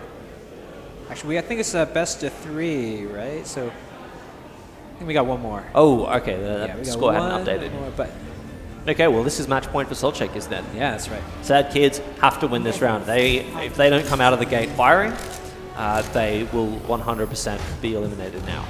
And this is the composition that they should be doing here. I mean, they could go for that sentry turret composition, but having this kind of spread out team is kind of what you want to do. You have someone with damage from afar in the Pharah, who can put some damage over the shield. But the one risk here is if the Ana on Salt Shakers just solos out the Pharah. So, I mean, it'd be really important, a lot of pressure on the Sad Kids Ana to keep the Pharah alive and healthy. Really just kind of, I don't know, jockeying for the right position to try and get as much of these rocket damage down as you can. I mean, in order for this comp to work, Pharah has to pretty much just stay up here unopposed. There's Ana being really the only threat to her, and they're just looking to try and use this damage to isolate a lower health member of that team. So far, not happening. Just a little poking match. Just poking back and forth. Yeah, this is what you want to do, though, on the side of Sad Kids, keeping the distance. And you see ulti charge almost up to 60% already. So that's going to be the big point when Sad Kids wants to go in and get, to get some damage. I mean, it's just going to be a team wipe one way or the other as soon as the ultimates come out. And I mean, this is the scaling game that you play as a Pharah here, is that you want to sit back and pop rockets until you can try and get your ultimate, then force everyone into a choke and just 100 to 0 them. Yeah, ultimate now counting down 3% left to go. And there you go, Pharah has her ultimate there. So we're going to see when she pulls this out. Check it out. See these tanks kind of feeling powerless as they're backed into the corner. And now for the first time, we're seeing Salt Shakers kind of not in a position of power. They just don't really know how to deal with it. They wanted to be in a position to try and get on top of this Pharah, but she's just too mobile, too far away, and dealing damage from too far back. But they do manage to get a pick onto Sad Kids, so there we are looking at, and there they go. As soon as that support goes down, Pharah goes down along behind it. So 1v3. Pharah kind of self-destructing there. Ultimate still in hand. Actually, no, did she use her ultimate? No, she didn't. I didn't think so anyway. Maybe she did. I mean, kind of anticlimactic there. I mean, as the team comes, it's kind of fizzled out. I mean, there was a good hook there on the side of the Salt Shakers, but I mean, Sad Kids had the win condition, but they didn't follow through. They were so close there.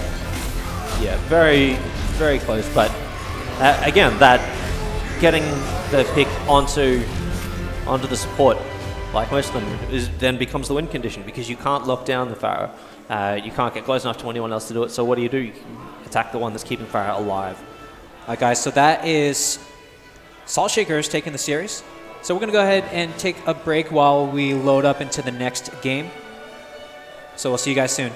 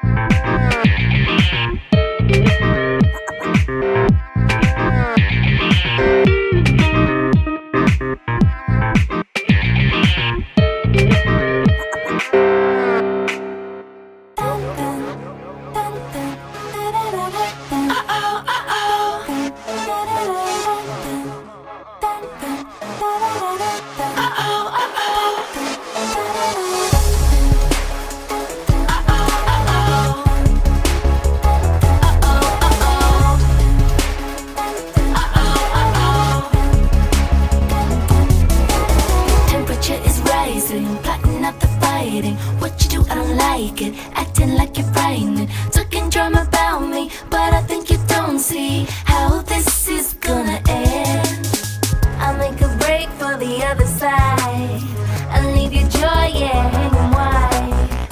I can leave with my head held high. Let's settle this for the very last time. Listen to the rumbles, the vibrations, they Green is... Yep. All Alright, right, guys. and we are back with the next game in our bracket. We are into the lower half of the lower bracket, round 2. Team Pax versus Meme Team. We have Meme Team on the blue side and Team Pax on the red. It's going to be a very interesting collision of their two styles. Team Pax obviously being the previous winners of this event. Meme Team having the best meme-related team this month. How the mighty have fallen. Hanjo Please taking them out in that round 2 of the winners bracket. So You're going to be okay. looking to redeem themselves here and try to get back to the finals and retain their crown. We see the Meme Team now heading up here. Again, you'll always expect to see a soldier here on the Meme Team. Whereas Team Pax, we do see a typical lineup, the 1-1-1, 1 support, 1 tank, 1 DPS. They're able to take out. Was that a Zenyatta? And it looks like, yeah, just Meme Team just going down here, being taken apart, and looks like Team Pax has had some time to really refocus and do what they need to do to get the win. Yeah, Pax are really coming out of the gate there and just obliterating Meme Team. All at full health when they finished 2. It was really quite spectacular. I mean, as you would expect, I think it was very disappointing for them, a team that had performed so well in the past, to get eliminated so early. So we'll see if Meme Team has an answer for this, like, guns out of the gates kind of style, and they're going to go for a bit of a Mei, try and slow things down. Yeah, Mei is a very strong pick yet again. As we were talking about before, Mei's actually kind of had some mixed success, but I think it's more about how people are playing the Mei, whereas the instead of the character itself, because her kit is just so good for 3v3. Able to isolate herself from the rest of the team or isolate the team from her. She can pretty much perma stay alive if you're able to manage her cooldowns between the crowd freeze and the wall. Rendezvous at my position. But here's the mistake that we see a lot of Mei's doing. I mean, just separating herself from the team. Really, you want to be with the rest of your team and put your walls in a position where you want to go aggressive, you wall off the enemy, or if you want to be defensive, you wall yourself off. And as expected, that isolation results in her death. Unfortunate. 2-1, Unknown Soldier versus Unknown Own. This can't be long for this world. And down she goes. Team Pax getting work done, 2-0. Team Pax looking very strong right now. Back into their championship form. Gonna roll the same composition, that 1-1-1. Interesting to see actually that Zarya, as a solo tank, not the most easy to play. I mean, Zarya, that shield only having providing 200 hit points before it melts down and only lasts 1 second. So if you're putting that down at the wrong time, then you can just very easily lose the game by misplacing that. Just finding their range there. Zarya lobbing the bombs across the way. What we do have is Symmetra on the Meme Team. Getting some work done, getting one of those turrets down. And another. Zarya really proving her worth in clearing out these turrets with her AoE ult fire. Yeah, the AoE, and what are you doing running right at them? That's Symmetra just full tilting off the map there. Off the map and off the face of the planet, it seems. There was no reason for her to be there. 2v3 now. It's going to be trading a little bit of damage, but healing back up. Oh, and that's going to be Soldier going down.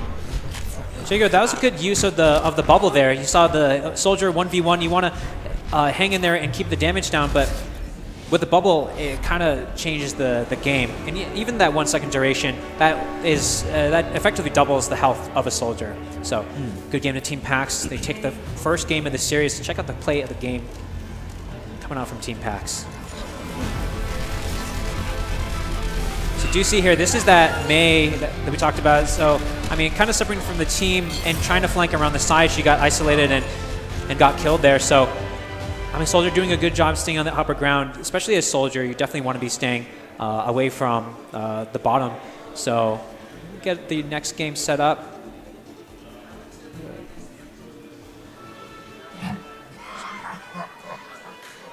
So, Team Pax, they're coming out with pretty standard team compositions, but they played it very well.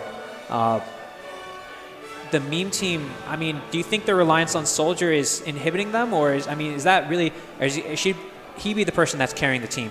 Honestly, I don't think that the Soldier is a bad pick in this. I mean, we're seeing Soldier come out in many different team comps, but it's just, I don't want to say the rest of the team is letting him down, but they're definitely not playing around the strength of their Soldier. Because you see, whenever he does get the opportunity to put down that DPS, and you can be protected and shielded, and I don't want to say peeled for, but I will.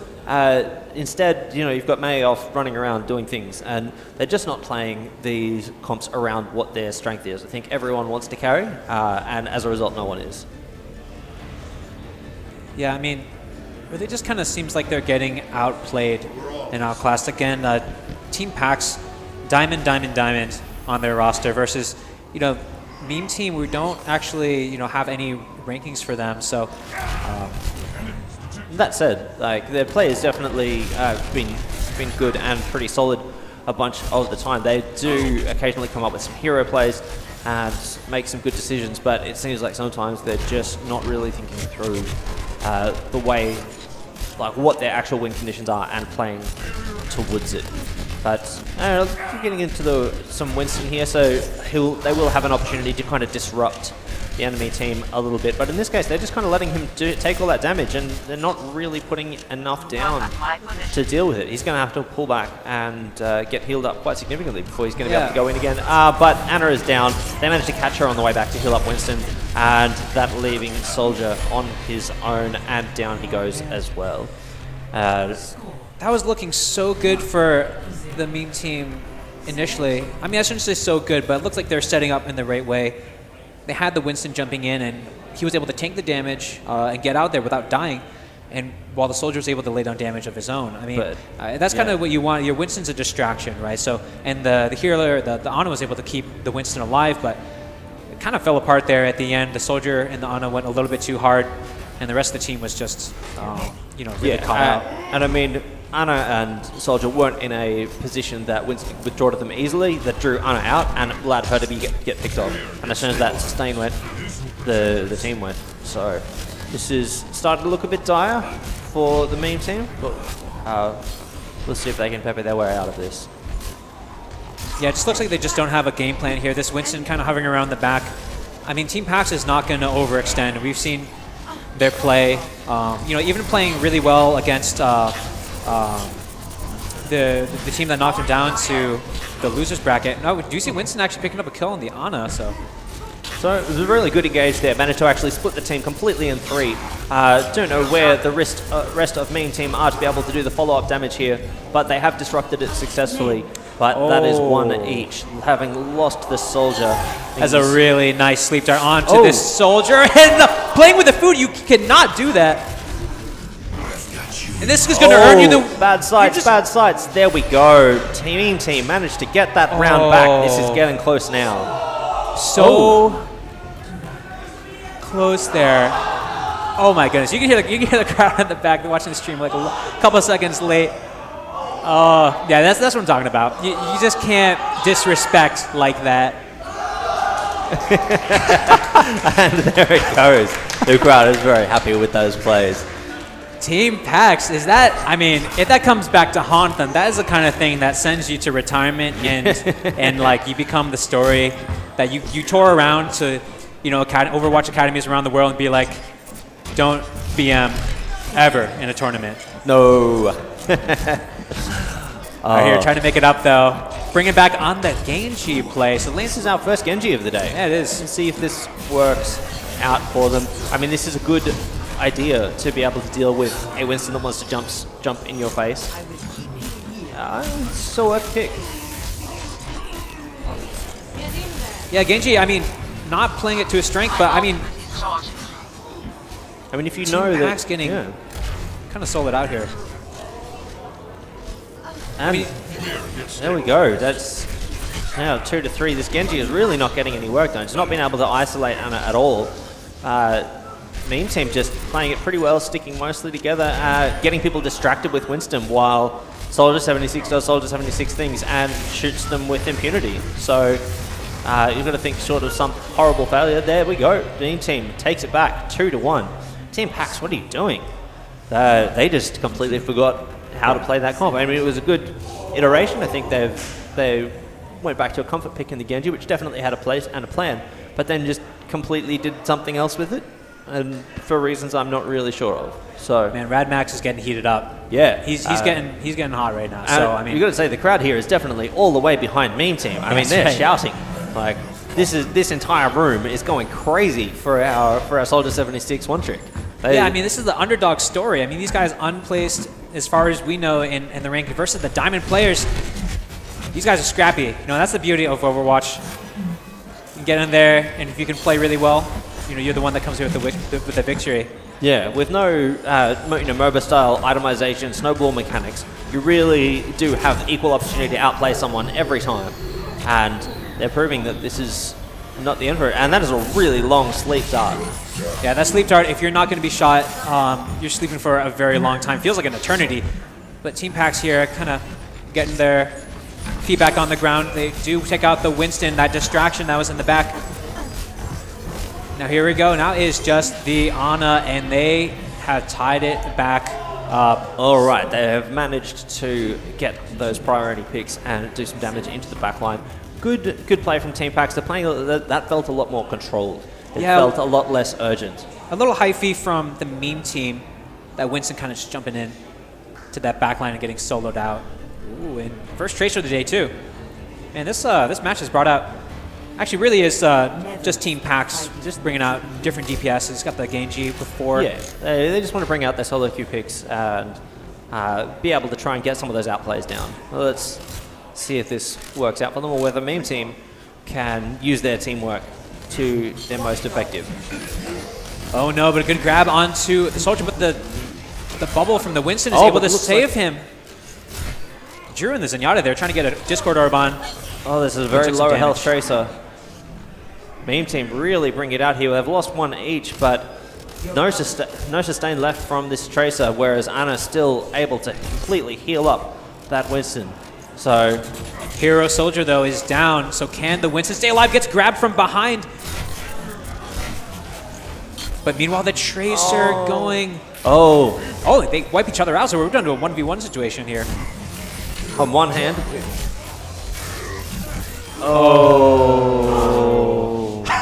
Unlucky. So unfortunate. That was so close there to bringing it to 1-1 in this series. You can hear the crowd reaction. Very well played. So Out of close. both teams there. Even though that eliminates Meme Team from our competition today, no one can say a bad word about how they've played. They've really brought it to some very high elo players. And to do that as an unranked player is incredibly impressive. I think they should definitely go home happy today. Yeah, the Meme Team may not have won the tournament, but they've won the hearts of the crowd here. And they're really pulling for them. Already, we're going to get loaded up into the next game, so we're going to take a quick break.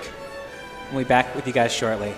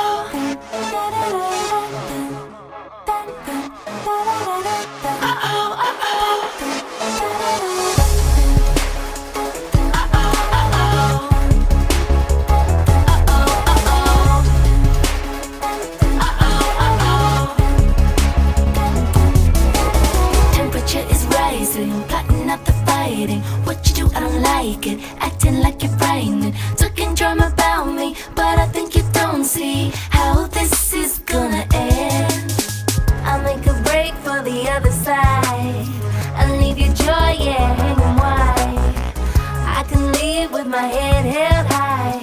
Let's settle this for the very last time. Listen to the rumbles, the vibrations, lead the to your door. Whisperings and burning things, I don't know what you do it for. I gotta do something.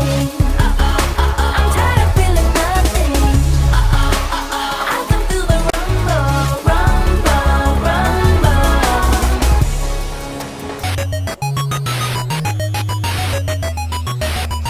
Did it go live? We're watching the live and it didn't switch yet. So make sure you click on that one and that one.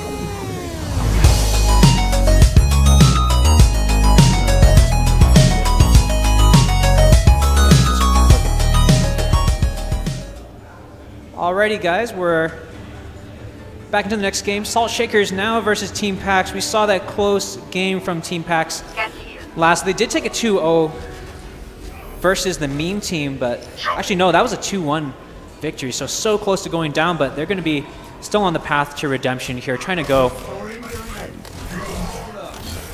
for it all here. So we do see Salt Shakers bringing back out that Reinhardt pick that we saw have success earlier in this bout. We've been missing the Reinhardt in the last couple rounds. We do have a good hook onto the Zarya. We do see here Team Pax falling though. Not only the Zarya left, sorry, the Ana left.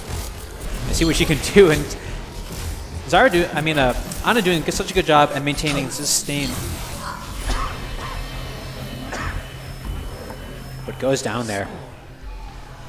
Team Pax may have used all their energy on fighting off the meme team on this last round. So interesting to see that the team that was actually kind of warmed up, they had just played, go down in the first round, but it's definitely far from over. Team Pax have plenty of time to make their adjustments. Never stop fighting for what you believe in. So Salt Shaker's going to be bringing about that Reinhardt again. So, I mean, this pick so powerful for going down the corridors here. So we'll see that shield go up. Hopefully, just throw down his Fire Strike. But now we do see the adaptation here from Team Pax. They don't go down the corridor because they know this Reinhardt shield is heading their way. So no kills falling yet. Hog taking a little bit of damage. Meanwhile, from the side of Team Pax, we see very patient, measured play. They want to make sure they're not engaging in those corridors. So, I mean, again, it's kind of what we expect from a the team that is trying to maintain, trying to return to maintain their crown. They're doing a good job, but they are letting the Reinhardt get a little bit close here. They do get a grab onto the soldier, and he goes down. Team Pax, all of a sudden, their measured play. Oh my goodness, right before Zarya gets smushed against the wall, the Sleep Dart does come out, but meanwhile, Ana doing her best to maintain the health of the Zarya, but goes down, and we are in the same story as last time. Ana just deciding to stand there. Let's just get to the next round, get this over with. I mean, we saw Team Pax be so patient there and just maintaining their distance, but then all of a sudden at the last minute they let the Reinhardt approach. And that was just game over for Team Pax, and now backs against the wall. Still no games taken fully in the series, but if Team Pax goes down here, this is going to be a tough one to fight back. They just got to find an answer to this Reinhardt.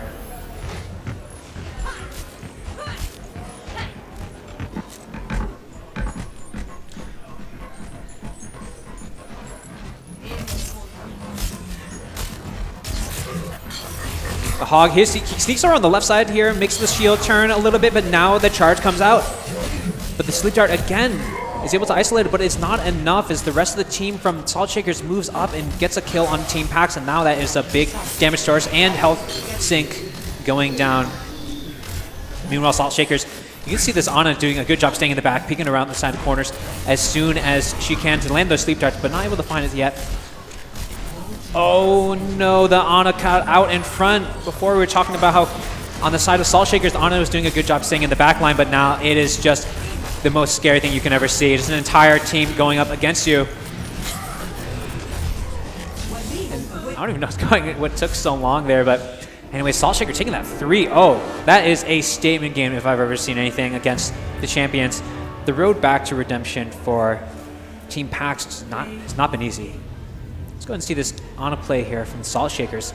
Definitely landing some really good sleep darts. So let's see the effect here. You almost never see it actually play the game from an Ana, just pumping up this hog here. You see this grenade. Yeah, throwing a grenade right after the hook is a really good way to make sure that you're getting guaranteed damage, because also, I mean, you're getting heals onto your team as well as putting damage down onto the enemy.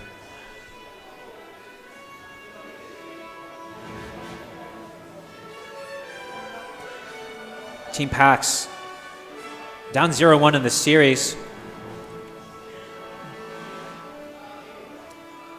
I mean, they have not found, they need to find an answer to this Reinhardt. I mean, we saw versus the Reinhardt before, the Pharah doing a good job and maintaining a distance, but I mean, Team Pax has really just got to keep their cool.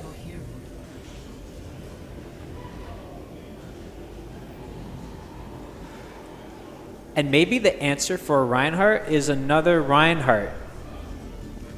Is Reinhardt a Reinhardt counter? I mean, I don't even know. What is Reinhardt's win rate against Reinhardt? Never stop fighting for what you believe. That should be 50% there, if you do the math. All right, guys, we see here Pax bringing out the Reinhardt of their own on the red side. So let's see. Ooh, looks like a hog is coming out from the left side, going for the charge right away. The hog gets hooked in from behind. No kills have fallen yet. But we do see now the Zenyatta, actually a pretty good composition coming out from the side of Team Pax. Now they're pushing up through the zone, but this Reinhardt is going in without the support of the rest of his team while they're trying to stay on the back line and trying to heal up. Do have the hog getting pulled in. Pulling in the Zenyatta and taking him out, the reason why they're able to get to this point. Now just one hog lad versus two people on the side of Salt Shakers. And Salt Shakers looking so good into here. I mean, Reinhardt versus Reinhardt. You expect, I mean, they did last a little bit longer. They had more of the brawl, but you saw there how the way that Salt Shakers was moving back as they were absorbing. Team Pax just pushing in on them with a shield. I mean, just a really, really good and really calm play.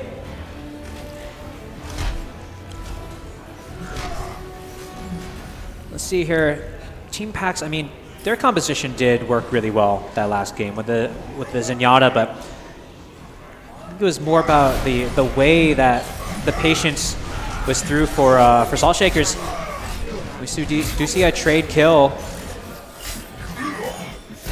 Taking a little bit of a breather. Oh, the hog does get hooked in. He loses half health.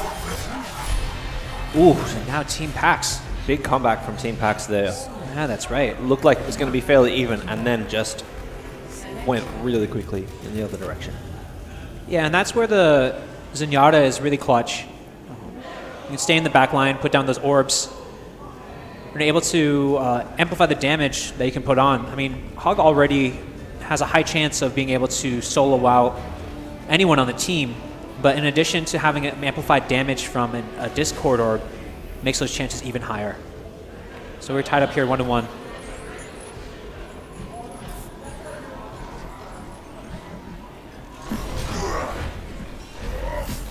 So Team Pax going for the blind charge, trying to catch someone out, but they weren't even there. They get charged themselves.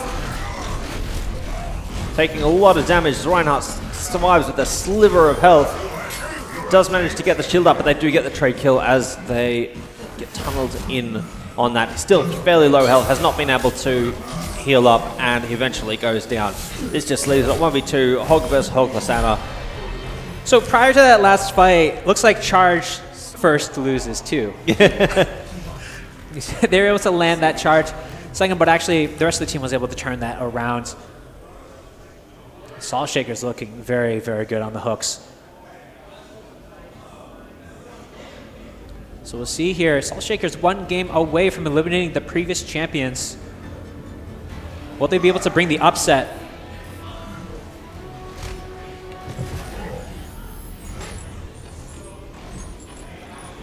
Splitting up a little bit. Looks like there might have been a bit of miscommunication there as to where they're going to set up, but they have regrouped now and picked up for a bit of a side. Good sleep dart in the back line. Yeah.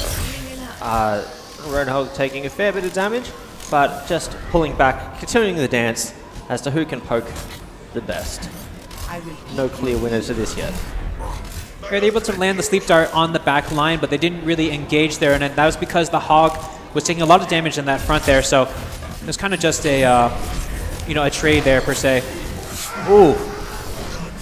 Team Pax does manage to get the kill down already. There's now Reinhardt and Anna left, but they do trade one as well. They're looking at two Reinhardt, Anna, Reinhardt, Roadhog, but they get the heart out. Anna, 1v2, not looking good for our heroes. This is going to end, this is probably going to even things up for Team Pax, and there we go, 2-all. Yeah, looks like Pax feeling a lot more comfortable in how you move through the corridors. I think really what won that was a very clutch hook onto the Hog on the side of Salt Shakers. Able to get rid of that Hog and eliminating the fear of being hooked for your support allows you to play a lot more confidently and push up a lot more, and that's what we saw there. So each of these players, of course in a 3v3, each player is very important, but especially when your support goes down, that just means that you have to play a lot more conservatively. But conversely, if you get their support, then you can play a lot more aggressively. So that's what we've been seeing play out here.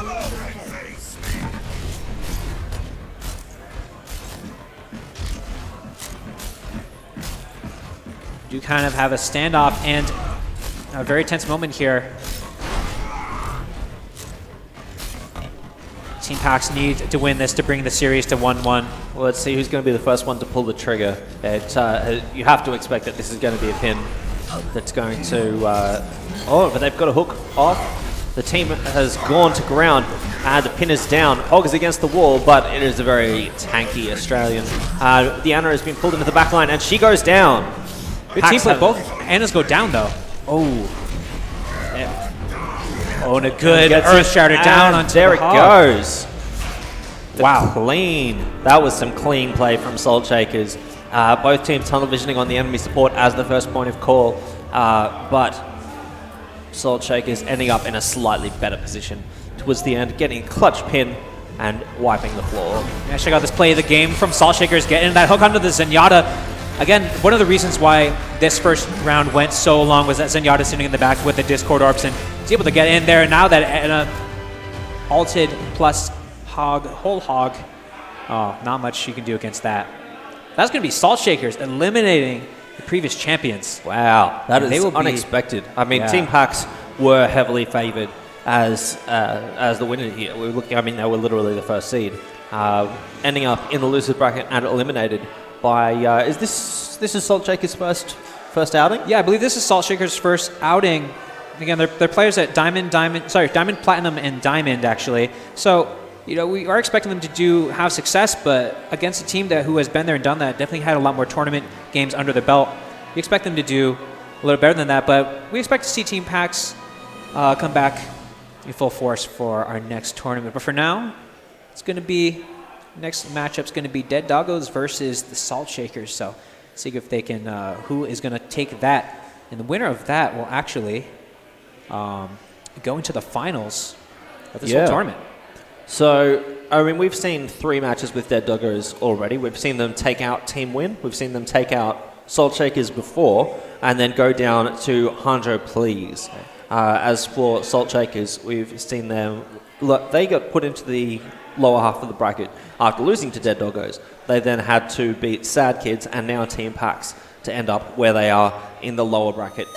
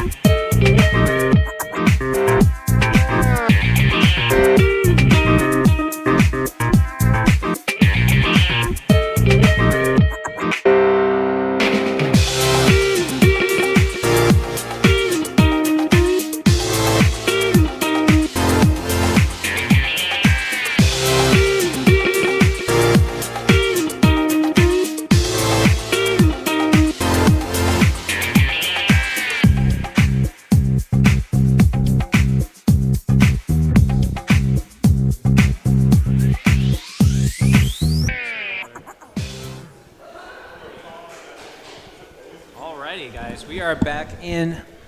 This is actually the semifinals. So the winner of this match plays against Hanjo Please. So we're going to see, again, fighting up from the losers bracket, the tougher road, but both of these teams actually playing super well. And got to wonder if going on the losers bracket, yes, it's a harder road, but you play more games. And if you're emerging from that, are you more hardened and ready to go? I mean, versus a team that's been, hasn't been playing for a while. You gotta wonder who actually has that advantage there. So let's check out the teams. We got Dead Doggos on the blue side, Salt Shakers. We saw them just take out the last tournament champions there on the red side. Well, yeah. So Salt Shakers bringing back out the Reinhardt, feeling very comfortable with this. I mean, I have no idea how you can actually fight against this because this team, we got to bring in damage from a distance, and Dead Doggo's not bringing in a composition that would be able to do that. Yeah, the only thing that we've seen have success against this comp reliably is the triple turret comp, which into the wrong comp is actually just devastatingly bad. So, pick onto the Roadhog. Incredibly tanky, but doesn't manage to kill him yet, but they're chasing him down, and that's 2 already. Only Zarya remains. She can't be long for this world. She's kiting back, using as many of her buttons as possible, but they're going to collapse onto her shortly. Skill shot's missing left, right, and center. She's actually getting a surprising amount of work done, but she's pinned in the corner and goes down. There you go. Celebratory hammer down there from the Reinhardt. Each of those hammer hits got to be adding at least 5% to that ult charge. I mean, he was just swinging away once they were brawling in the middle, and he had ult by the end of that. I mean, one of the quickest ults I've ever seen, I mean, other than maybe an Ana. So very good play. Again, coming out from Salt Shakers. They're looking pretty unstoppable right now. Yeah, looks like they might actually be able to reverse their trend. They've got some momentum now. They're feeling confident. They've fought their way back. They've been on the back foot for a while, and they're finally starting to charge like that Reinhardt that they are so fond of. And there you go. Now, here it maybe is an adaptation, though. You see that Mei isolating and do get a grab as the Reinhardt is going over the edge. Oh, what great positioning. I think it was an accident, but it was great nonetheless. That's right. What do you do now as... Oh, my goodness. Okay, interesting. 1v1. The Mei goes in the cryo freeze. Oh. Here we go, missing that hook. I mean, the advantage has got to be to Mei here, and there it goes. Well Wow. played. I mean, Well- right... Sorry. What do you say about that? That I'm going to say it was 100% an accident that Mei fell off the edge of that ledge, but it did allow her to get unmetered freeze damage down onto everyone who was at the top. So, yeah, good turn of fate. Yeah. Let's see if they repeat that. But I mean, that's probably the first time that we've seen a Mei be really, really useful. That was the right wall. I mean, really, the isolation coming in very clutch there. I mean, right after the charge, too. So I'm going to expect to see here Salt Shaker's going to hopefully be a little bit more... Oh, it looks like we have a DC, so we're going to have to get them back into the game. But yeah, I mean, one of the things that we saw as part of that, right after the charge, and then the Mei walled it off and really had free reign at the Reinhardt in terms of the damage. So even if the Mei did get picked there, you might be able to expect the team to be able to fight it off. So see what we need to do here. Waiting until we get the computer back online.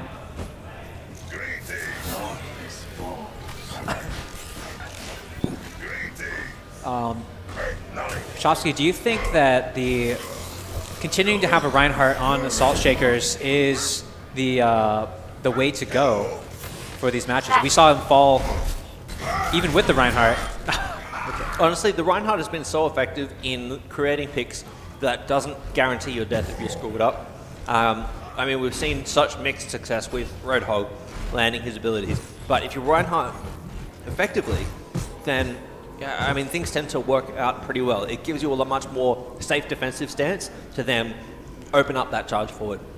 So I've got to say that if you're Salt Shakers right now, you probably do want to keep on that Reinhardt.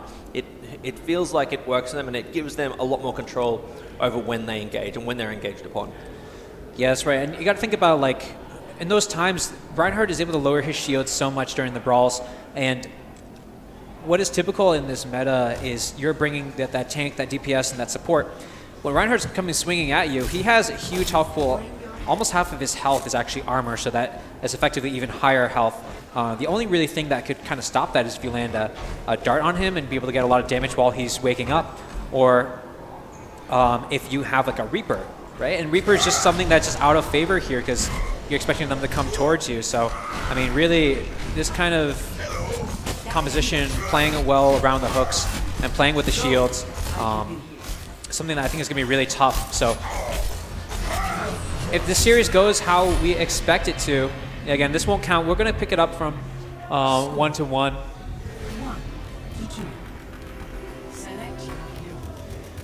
But yeah, also giving a little more time to Dead Doggos to be able to kind of have a formulation of an idea how they're going to deal with that Reinhardt.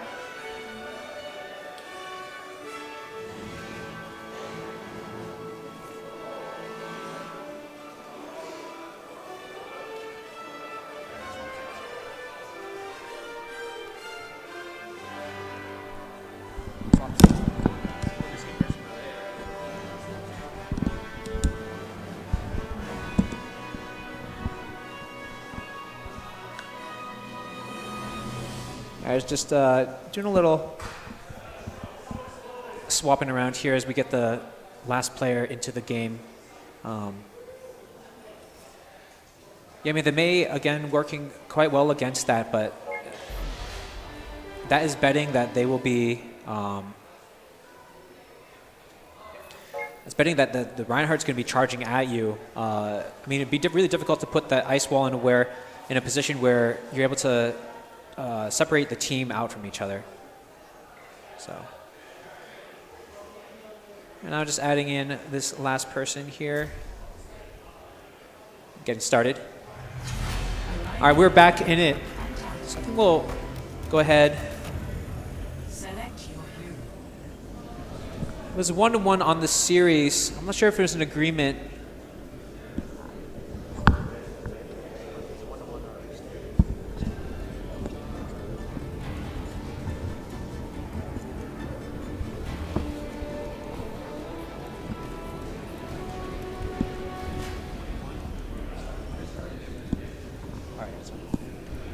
All right, guys. So just got a notification from the tournament organizers. We're going to go ahead and restart. Let's go right back into the game, and there we go. That Mei, it looks like it's going to be the answer to the Reinhardt. And that's 2 kills already, 1 apiece. That is Mei and Hog on one team with Hog and Anna. Ooh, that is a tough comp. Hog's doing Hog things, but oh, Mei is asleep. This does not look good. She does manage to go into the cryo freeze, but gets away because Mei does Mei things. This is going to be a hunting round for sure. Let's see how they can track her down. It's going to be so difficult for Mei to win this one. Look, I'm not going to say that it's impossible. She's got sustain, she's got slow, she can kite, she can do a lot of damage. It's just going to be a case of whether or not this Roadhog can jump on top of her, because she does have the ability to respond to that hard engage. Yeah, what she is looking for is charging up this ultimate. So really, at this point, she should be raiding into icicles, but looks like she's trying to play some Mission Impossible. Splinter Cell, I don't know, sneaking around. Stealthing about. That's right, being a ninja. So again, so this ultimate from Mei, the Blizzard, it's going to be super powerful for dealing with enemies if you draw them in. So, I mean, yeah, if there's a 2v1 that you want to take, you want to take it with a Mei ultimate. Now, the only problem, though, is you see the ultimate percentages up there on the right side for Salt Shakers. They're much higher than Dead Doggos. So, definitely have to... there's no way to tell. There's no way to tell where your ultimate charges are relative to the other team. So it looks like this person's just trying to stay out of the way. I mean, that said, Mei's abilities can negate the Roadhog ultimate pretty much on its cryo freeze own. already gets some good damage down. Where's the Ana? And there you go. There's that isolation we were talking about. Anyway, Mei does her best Trump impression and walls off the people that she doesn't like. Straight back in there. Mitigates the damage. And if she can take out the Ana here, just throw down the ultimate right now. Valiant effort from the Mei there to 2v1. So very close, just doesn't get through.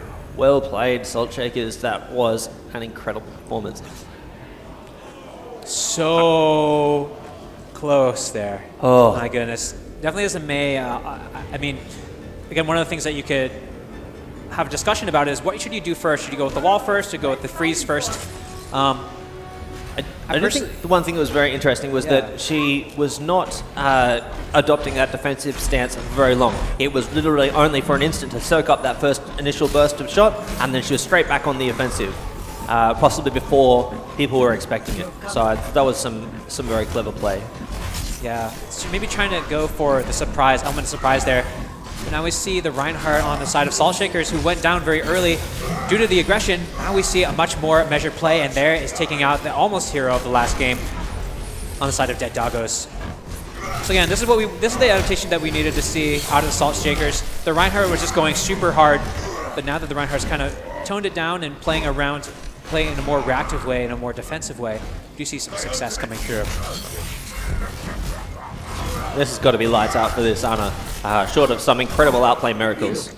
I mean, she does have all of the tools necessary to survive a 2v1, perhaps not up close, but you know, she can get away from the Roadhog Reinhardt combo. But it's going to be a case of whether or not they can get on top of her. Roadhog can obviously sustain through it, but she's got to try and take out this Reinhardt. How unfortunate. Got the nano boost, but no friends around. What a lonely life it is as a solo Ana. But here, I mean, kind of interesting. The Reinhardt actually cannot heal up. So, okay, this is exactly the play that you want to see out of the Ana, putting that Hog to sleep. You got to find the Reinhardt to get the damage down. That is really her only play at this point. She's not going to be able to solo kill this Roadhog unless she gets incredibly lucky. Oh so my gosh, if she puts a grenade right over it, no, gets the hit. ultimate's down. Oh, he stopped the taunt, but he goes down. The BM backfires. Oh my God, God. Never BM. Never BM. Just don't. Oh, we saw that punishment. They thought that they were going to be able to stack on top of there, but just miss it. Meanwhile, Roadhog is going to have his ultimate up in a hot second. Anna has hers already. This is going to be a case of sleep dart and ooh, I see what you did there. Pops the ult, but way too early. She's able to kite and dodge. It barely does anything. Look at that. Into last it. Oh, but the hook on. Is able to get the sleep dart. If she can combo here, got to reload. Got to combo up. No, she's just going to say, I'm going to try to get some distance from. Distance. I still cannot believe that Reinhardt didn't just swing there. I'm going to just spin the end of the game there. This has got to go to a draw. There's no possible way that this Hog can get on top of Ana, and there's no possible way that Ana can do enough damage to take Hog out. Yeah, she's got to combo the grenade with some shots, but man, I don't know. I think this has to go to a draw. This is the best case scenario for this Ana. Yeah, absolutely. So Dead Doggos getting away with one in this. Just enough time to BM. Yeah, that's right. Oh my gosh, that's going to be haunting the Reinhardt. At least they didn't lose off it. That's if they lost off it, that's much worse. But someone please, I hope that you can clip that because, there's a life lesson. Don't BM until you've won. Don't BM. You're going to BM, you better win. That's kind of that's the gamble, right? As soon as you BM, it's like you're gambling because it makes your loss, makes your win that much better, but it makes your loss that much worse. Yeah. So it's like upping the ante.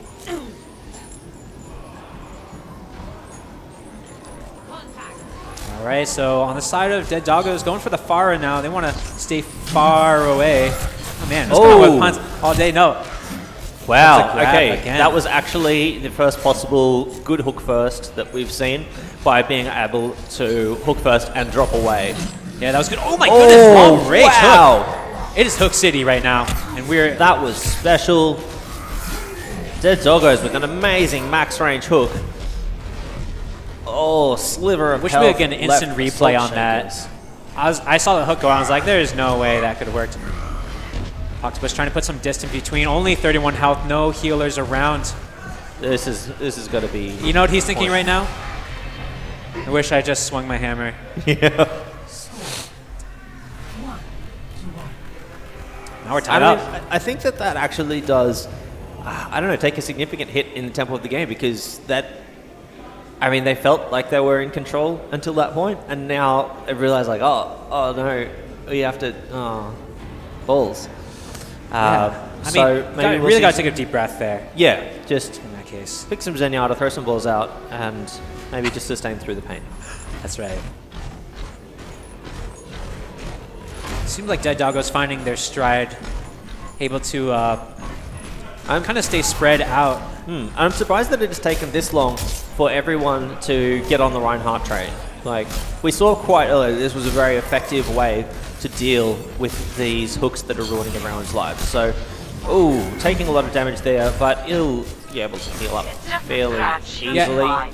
That's such an interesting point, and I think primarily is because when you're in solo queue, this Reinhardt play relies so much on the synergy of knowing exactly where your hog is, where that hook is can come in from behind you, and so I mean you're not going to see a lot of Reinhardt in solo queue have success unless it's like a 3 stack or a 2 stack. So now though that these teams are getting used to playing with each other, they got comms on.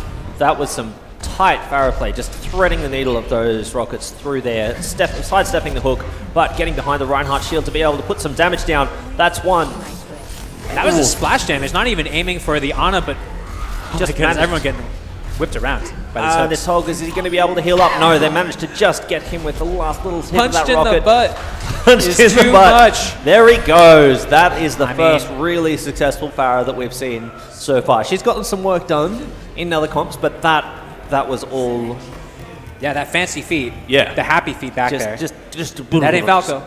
But yeah, no, what we saw, I mean, you got to remember too, in our view, we do see the highlight of the enemy, but Farah had no idea where they were. It was kind of anticipated almost with spidey senses that the hook was going to be coming there. So, I mean, had the hog landed that hook, that round definitely would have ended a different way. All right, 2-1. Dead Doggos to Salt Shakers. Let's see. Oh, that is a rocket right to the face. I did not even see that get launched. No way that they did. Still, everyone heals up. Not too much damage done. Hook goes wide. A little bit whiffed, but that is Roadhog is taking a lot of damage. Jumps down, but they're so focused on him they forget that Soldier 676 can shoot people. That is one down on the side of Dead Doggos. A really good switch up here by Salt Shakers, getting away from the Reinhardt that they love so dearly, and got onto the Soldier. And that hit scan is what you need. Can put the game at a very a swing in the other direction as you're able to get a lot of damage onto the Pharah. But we do see ultimate coming out from the side of Salt Shakers as well, so they're able to finish it up there. No one going down. That was some very clean play from Salt Shakers. Feels like their mental just kind of reset there. That was a calculated pass and cut. Draw aggro, keep them tunnel visioned, hit them from the side. That's right. And going back to old faithful Reinhardt. Honestly, that was just be like back. Jurassic Park clever girl moment. Just, hey, look at me, I'm over here, by the way. Here's me mate. Look, diversion. They want to close this out, and they know it's a tight game. They're so close, so why not go back to the composition that earned them getting this far? And how did that happen? Past the hook? I blinked Past the- and That's past the shield. done. All right, so someone's dead. That's a thing that happened. Not really sure how, but this has put Salt Shakers on the back foot. They need to regroup immediately, but they're all split up. They're all over the place, and that just leaves Reinhardt versus the world. You have to think that this is Dead Doggo's moment to shine. Maybe We're going to go to a game in one series. One more match to play as Doggos takes a second. I believe we're at 1-1. with this series tied 1-1. This next one, this is what's going to do it. Show how to play the game. Coming out from Dead Doggos, getting a good grab onto. That's the one shot potential that you have from this hog, and this is really that last match. Somehow, the Ana getting separated from the rest of the team. We've seen Salt Shakers do such a good job of keeping the team together. So we can get loaded up into next game, but then, we were at 1-1 on the series. And I mean, all right, if this were an anime, then we've got to say that after being knocked out quite early, that Salt Shakers should come back and take the scripted win to this. but who knows if this hero story is going to actually end that way. So we just get our teams loaded in. We're not honestly not sure. Yeah, so actually, I completely messed it up. Apparently, that was the first game of the series between Dead Doggos and Salt Shakers. Oh, all right. Yeah, they all kind of lumping in together here. I mean, we've seen so much Reinhardt that just got to make sure. Hard to keep it straight. But yeah, we're just making sure we got the teams on the right side. All right, and we should be good to go. All right, so that is 1-0 in the series to Dead Doggos. Dead Doggos. Let's see if they can retain their dominance, keep a clean record over Salt Shakers.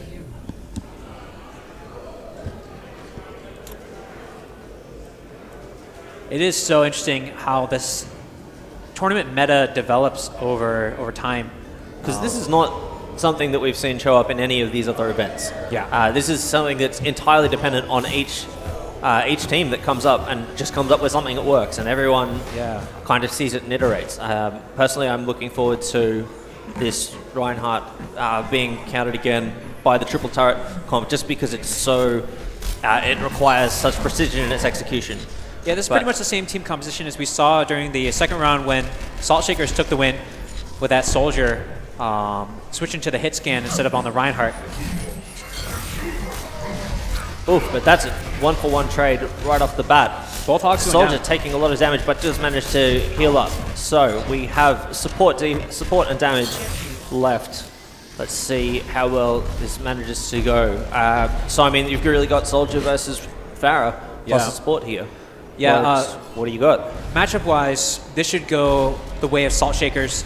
I mean, with that hit scan, you're going to be able to get a lot of damage, while on the Soldier side, you're going to be running around, right? You can dodge out those rockets as long as you don't put yourself in a corner, like kind of how they are here. Oh, and there it goes. That was the one thing that I was going to say in response to that, is that the strength of the Farah into that is that she can hurt you by the way of these projectiles without having line of sight for you. That's right. And unfortunately, there were already rockets in the air when they stepped into that. Yeah, I mean, MVP, I know Farah landed those rockets, but MVP got to go to Anna there for kind of chasing him around, right? She came up through the flank, through the back, and chased him down. Just shepherded him into exactly the right point. Exactly.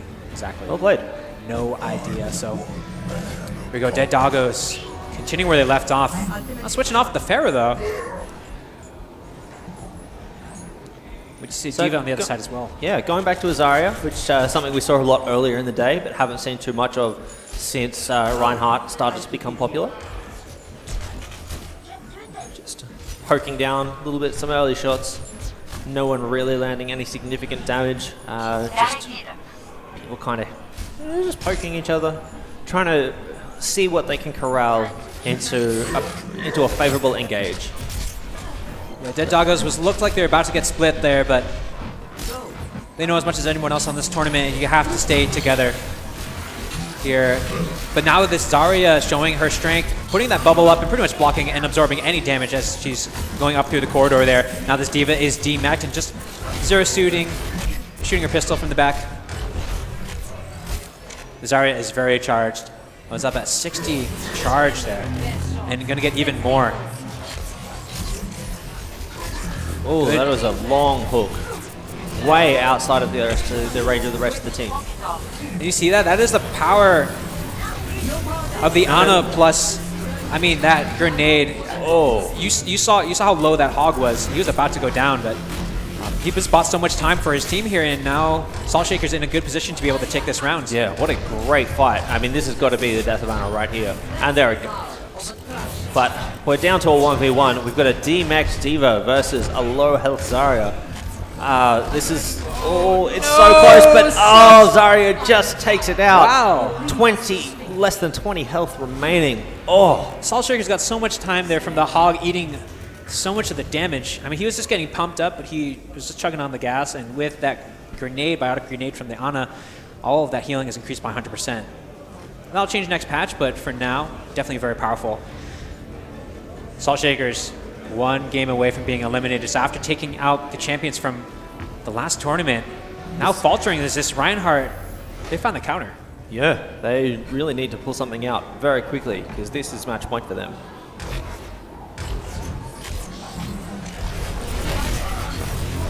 D.Va straight in, but the Reinhardt has pinned it straight One of away, the all the way longest onto the back. pins. That Reinhardt is down. Zarya is down. We're down to 2 each. But, D.Va is about to get DMX'd. And, 2 to 1. It looks like Soulshakers may be able to claw this one back. They just need to collapse and get the job done. And here it comes. Down she goes. Able to trade. take out the DMX D.Va, but very, very tense moment there for Salt Shakers because the Reinhardt got eliminated actually first, going super hard on that engage, but apparently opened up enough of an opportunity for the rest of Salt Shakers to move on through and get the damage down. So Zarya, yeah, I mean, Zarya is very good if you're not being pinned, right? I mean, what worked so well for Dead Doggos was being able to put up the shield and absorb the damage, get charged up, get extra damage, but oh yeah, if you're getting charged all the way across the map into a wall, that puts you out of position very quickly. That it most certainly does. I mean, that said, I've never strapped myself to a rocket pack and sent myself across an Arctic station, but I assume that it's on, you know. Would not recommend. Oh, and we've got one down already. Dead Doggos lose someone, May sustaining through things, but there goes the Ana. Lots of just chaos. Everyone is literally just pounding on each other's faces, and this has got to be the May done. Salt Shakers even it up 2 to 2. Wow, just jumping right back. Live by the Reinhardt, die by the Reinhardt. I mean, As they've committed to this strategy. I mean, it's something that works for them when they can pull the trigger on it correctly, and it's something that they know how to do. So I guess they figure, let's just keep doing it and hope that it works. And honestly, it's not a terrible idea. yeah, again, the Pharah coming back out. Again, what we're likely to see here is, especially as this is 2-2, Dead Doggos on the edge of advancing. But if Salt Shakers can win this, then they'll even up the series 1-1, I believe. Yep. And so likely we'll see some more measured play, some more patient play. As you can see, this Reinhardt not going in and charging across the map, just kind of sitting pretty, allowing the rest of the team able to land the damage that they need. Hitting a wall because of reasons. Really, this is an odd change of pace. Sitting back defensively and kind of waiting to get the pick to make the shot onto that Pharah. The hook goes on a slightly very luck wide. there. Whew. That was very close, but I can't imagine that getting pushed back into this hole in the wall is a great long-term strategy for them here. I mean, on the bright side, they do have a very small profile, and it gives Doggos quite a large profile for them, so it does give a lot of opportunity for that Ana to be able to get some work done and get some shooting down. But I mean, you're really, how long, I mean, are you depending on a long-range sleep dart there? How do you get something done? Yeah, so what's interesting is that, I don't know if they're doing this intentionally, but the tanks on the Salt Shaker side just taking damage from these rockets, but then if you check out that ultimate charge, already up to 70% for the Ana on the Salt Shaker side, so they can come out charged and ready to go with a nano boost. Meanwhile, the Reinhardt also trying to get it up in terms of the ultimates. Ooh, down to 8. This Ana is playing with her own life. That's rough. Yeah, she's got 3 more seconds to go. If only Dead Doggos knew that she was that close to death. My ultimate is charging. But here we go. Actually, ultimate is up for the Ana on Salt Shakers, but guess who else ultimate is also almost up? That's the Pharah on the opposite side as well. So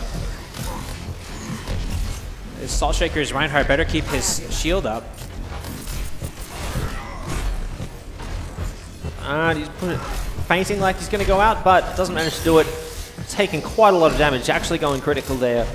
He's going to need to give that shield some time to heal up. Pharah has a rocket barrage available, so this fight is about to get real. Yeah, she's going around the backside. If she can pull off the flank correctly, yeah, stuff you don't know what they're looking, but Here we do it's have coming. a She's hook going on around the the back. inside. This is going to be into a tunnel. Salt Shaker's getting a pick onto the hog. Oh, there it goes. But she gets eliminated nearly immediately, and that is a 3-0. Salt Shakers take it back, even up the series 1-all. The patience was not there for Dead Doggos. I was going to say, if you're a Pharah, you cannot let them draw you in, but that's exactly what happened. The hog, They knew she was there. They turned on her Yeah. immediately and interrupted that ult straight away. they did take a couple rockets too. Yeah, so here's that hook onto the hog. He gets eliminated. Meanwhile, oh yeah, by the way, around the back, characters are revealed. We know you're coming around with the ultimate. Oh my goodness, and just good patience there as well. Eliminating the Pharah first and then the hook onto the Ana so she can't run away. That was just a great bait. All right, so we're gonna... I rate 8 out of 8. That was a great bait indeed. Guys, we are at 1-1. I don't even know what to expect here. I mean, we're seeing them, Salt Shakers, you do have to hand of them doing a good job mixing up the team composition to keep Dead Doggos guessing, actually.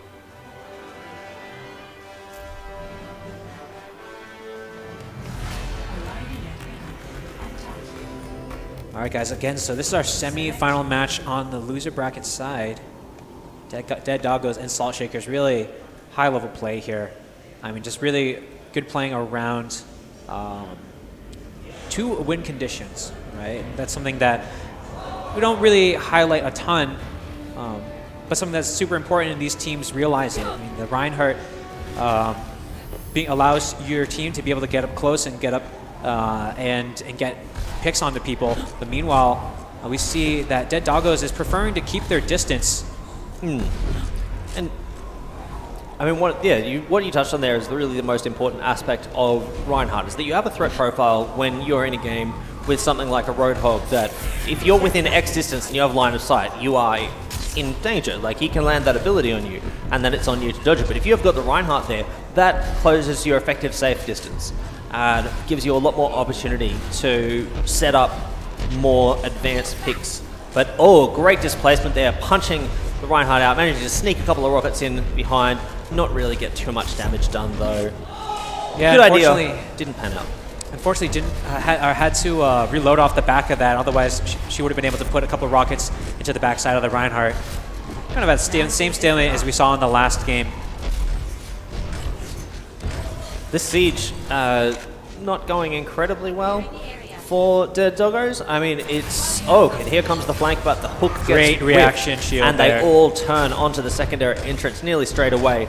This is going to be a tough one to figure out where they're going to be next. You know what I was going to say actually last game was, imagine if they had Azaria trying to fight off this turtle defense that Salt Shakers is putting on, and now they do. Making that adaptation. Yeah, so, I mean, what this allows you to do is you can send in the Pharah once she gets her ultimate. You put that shield on last minute, and it gives just that extra survivability. Again, Rocket Barrage, especially in a corridor, is going to focus all that damage to right where you want it. And to be able to just drop that little bit of crowd control in that lets you disable people long enough to get that damage down. Reinhardt, what are you doing? Just going out there trying to get some damage down. It has the... And a grenade, the biotic grenade. Yeah, this seems like the opposite of their counter siege. Yeah. Fair bit of damage taken on the side of Salt Shakers. It's working-ish, but I mean the whole thing has kind of been broken off now. Both teams are just not really sure what they want to do, and I think just waiting for these ultimates to come up. The grenade lands though, so they're able to. Oh yeah, it looks like they're not going to engage off this. The Hog doing a good job coming up on the left side to make sure that no one's charging in to try to take advantage of that biotic grenade landing. Oh, okay, that's 3 ultimates up now. I'm sure they're just waiting for that Zarya before things get real. We've got 20 seconds left in this match before it ends in a draw. Who is going to pull the trigger first? Who is going to commit to this? Here comes the Reinhardt charges almost out. landing it. Does manage to block most of the damage, but does end up going down. That is 2 for 0. They're surely just going to go in and win this. There it goes. That triple kill, that's exactly what they needed there. I mean, Reinhardt had no need to go out super aggressive like that. I mean, you're the one counter-sieging. The prerogative was on Doggos to come in to meet them. That really just kind of signed their own death warrant by going out without a specific pick in mind. What I'm glad, though, is that the team doing the turtling lost, so hopefully they're going to do a different strategy. Definitely not the most exciting stuff to watch here. You don't feel good winning off that. So, it's Pharah now on fire, getting the triple kill. That damage was just huge, especially with the nano boost as well. Against patience paying off for Dead Doggo. They knew that they were too aggressive coming off the back that last game of the previous previous game.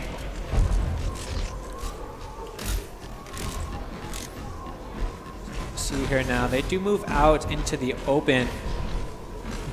I mean, really what they got to be looking for here is holding get your shield up, buy time for your Reinhardt to be able to buy time for your soldier to land a hit scan and a damage down onto the Pharah.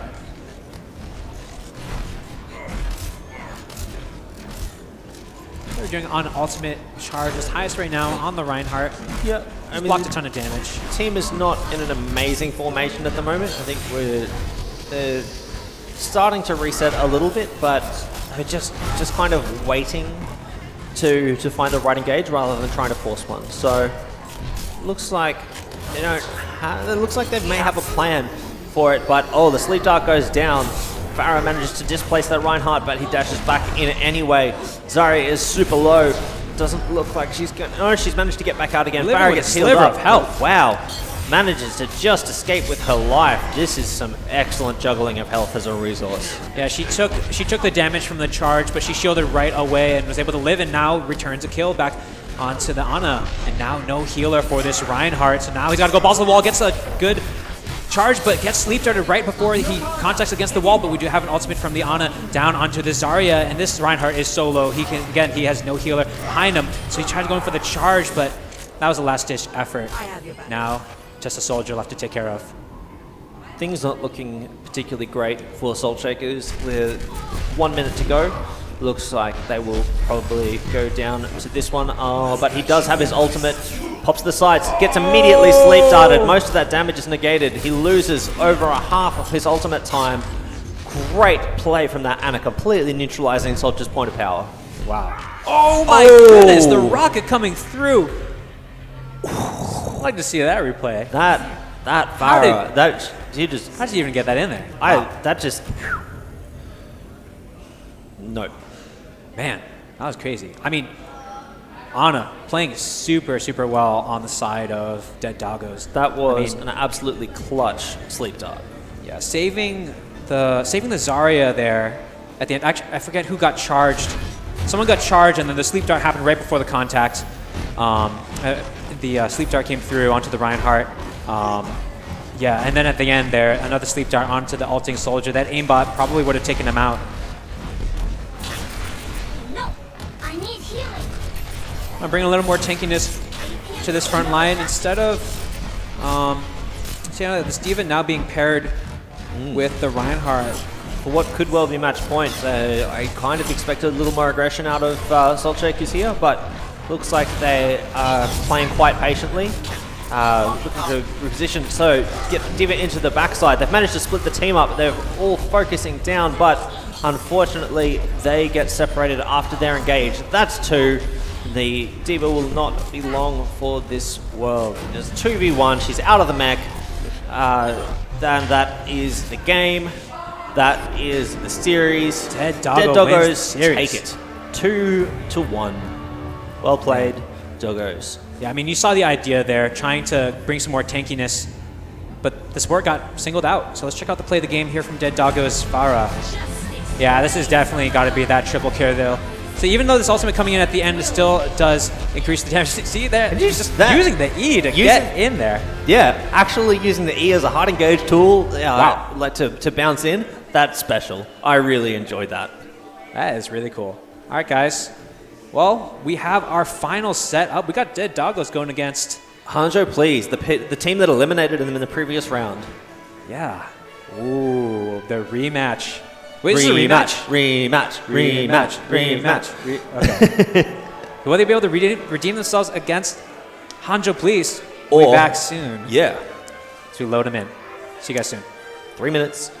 Peace out.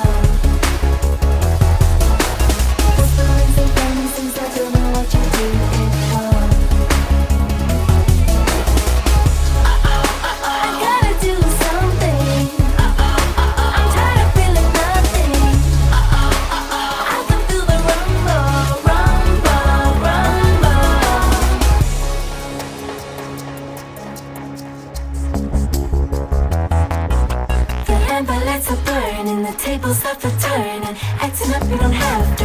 I don't even know you, telling lies about me, but I'll show you. Wait and see how this is gonna end.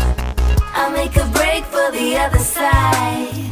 I'll leave your joy, yeah, hanging wide. I can leave with my head held high. Let's settle this for the very last time. Listen to the rumbles, the vibrations, leave the to your door. Whispering so funny since I don't know what you do it for. I gotta do something. I'm tired of feeling nothing. I can feel the rumble, rumble, rumble.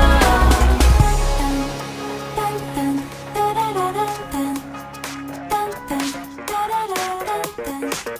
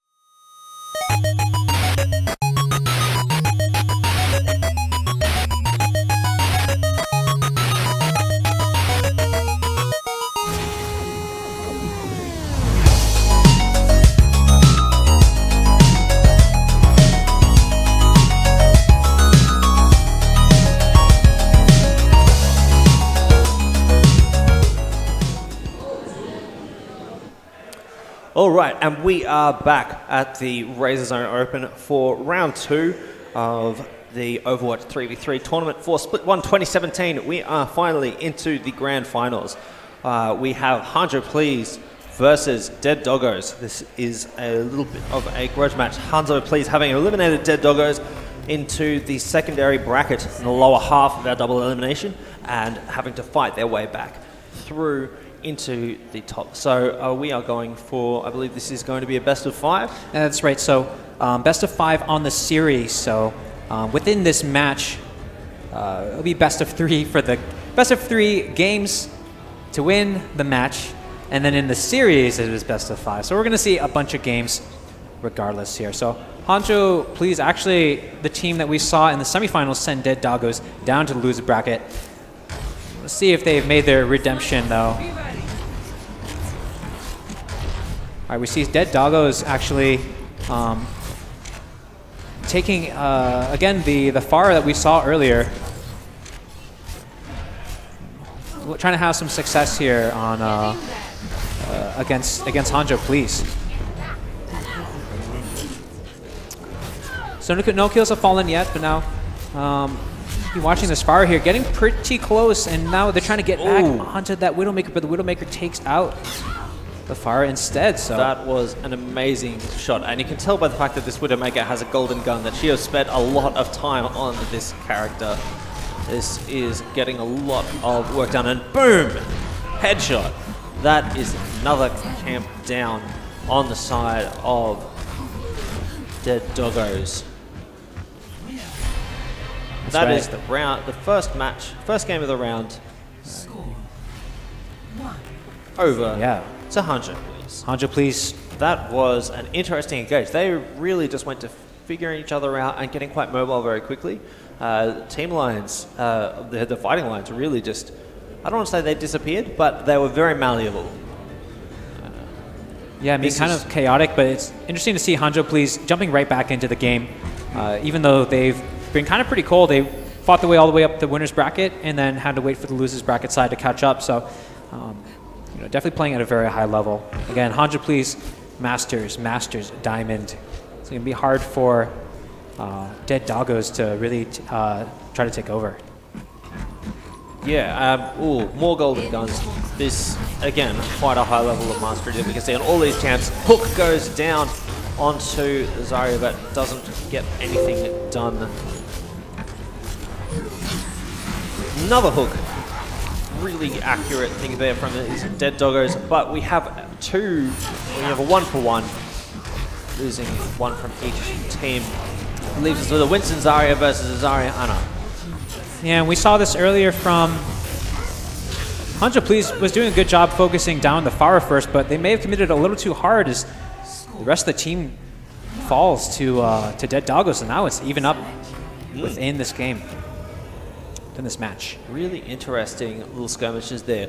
We're seeing this being a lot more dynamic, over a lot quicker than some of the previous matches. They're both starting to stretch their legs and flex their muscles insofar as their mechanics go. Some really cool plays, just getting thrown back and forth.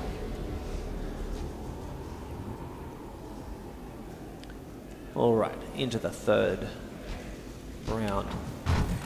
And Dead Doggos just trying to take up a bit of position, splitting up slightly. He's going too high, one low, but just gets shunted out of the way.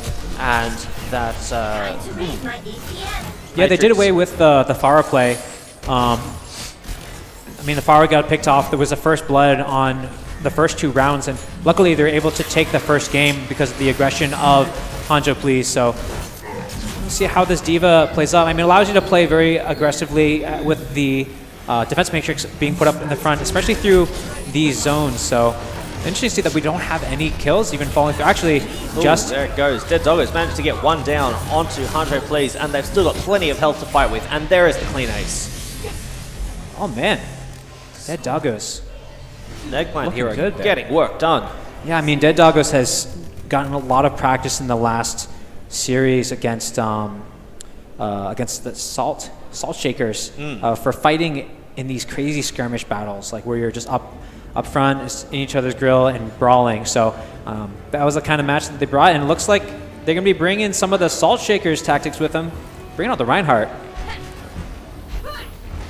And you know I'm a huge fan of the Reinhardt, not necessarily to play, but as part of this comp, I think it makes for an incredibly interesting 3v3, giving both some defensive and offensive qualities, with all just flying back and forth between them. Both teams just trying to poke each other out, get some damage down onto this Pharah.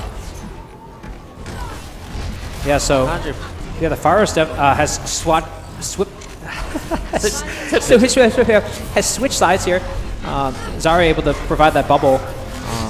Kind of interesting, actually, that they kind of blind picked right into the Pharah.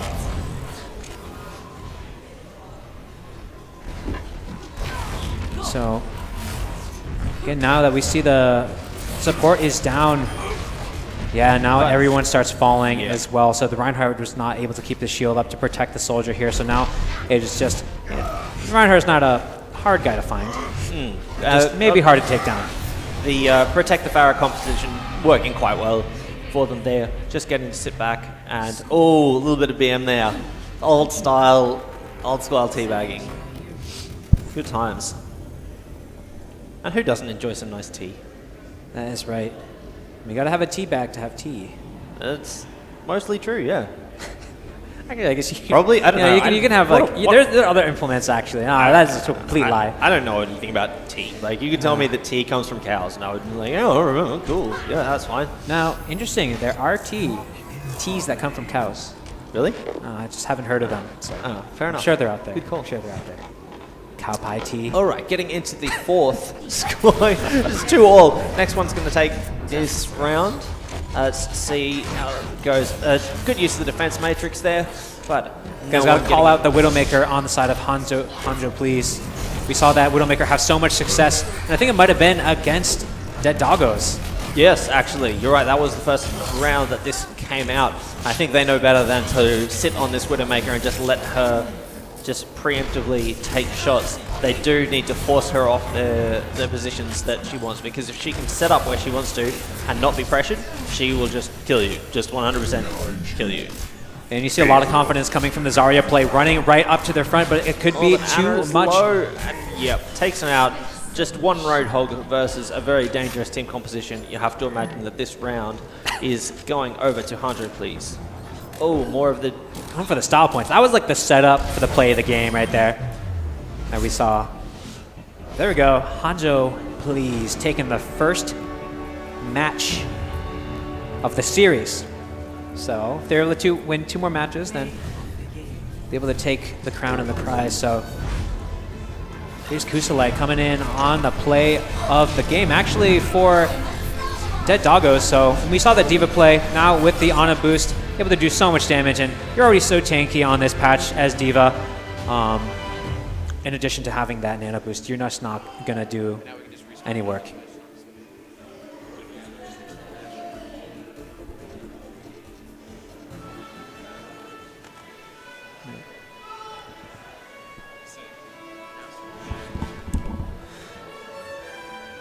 Yeah, so that's kind of unfortunate for Dead Doggos that when they brought up the Reinhardt, there was a Pharah on the other side. So I wonder if they maybe some comm leakage they heard the other team or something like that, but or it could just be that they were anticipating, you know, wanting to play Pharah, you know, keeping their distance. We saw their Widowmaker play as well, so. Hanjo Please doing comfortable in a lot of different kinds of situations, a lot of different kinds of team compositions, and we saw them changing around, like with the Genji, with the Tracer. Yeah, we've definitely seen a lot of iteration there. I don't know, it becomes part of this kind of rock paper scissors match of just trying to figure out what the enemy is going to use and what you can use to shut that down. You know, with no tournament draft in something like this, does make it a fair bit more difficult with no ability to change your champions. But let's see how this played out. So we're going for a, we've got Dead Doggos on a Winston, Zarya, Ana versus Ana, Zarya, Roadhog. Oh, but the Ana getting grabbed from the back line. That if there's you list out ways that you do not want that to go from the side of the Doggos, and that is on the top of the list. Ana getting grabbed without being able to put any damage down. I mean, there's just no reply there. That was like a free kill at no expense for Hanjo, and that's basically please. A free round.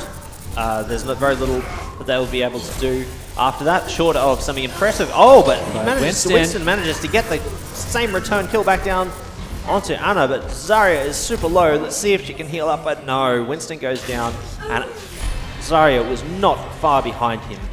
And that is a 1-4-3. First point over to Hanjo. Some really good kiting by the Winston around that ice pillar.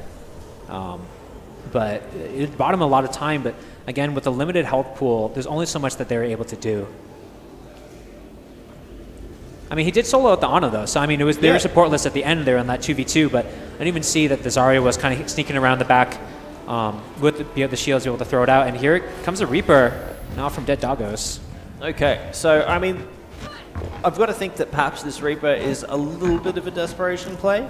I don't think that they expected them to go. I don't think they expected Hanjo Please to go back to the Widowmaker at this exact point. But I mean, this is going to be interesting because a lot of these previous compositions have been built around a team fighting. But now we're looking for a flank with this Reaper to try and, I guess, soak up their attention with the other two team members, with trying to get them dodging that hook so that he can get in and shotgun them in the side of the head. Yeah, Zenyatta getting pulled in there, but Reaper was out of position to be able to lay down the damage. But he gets on the flank and oh!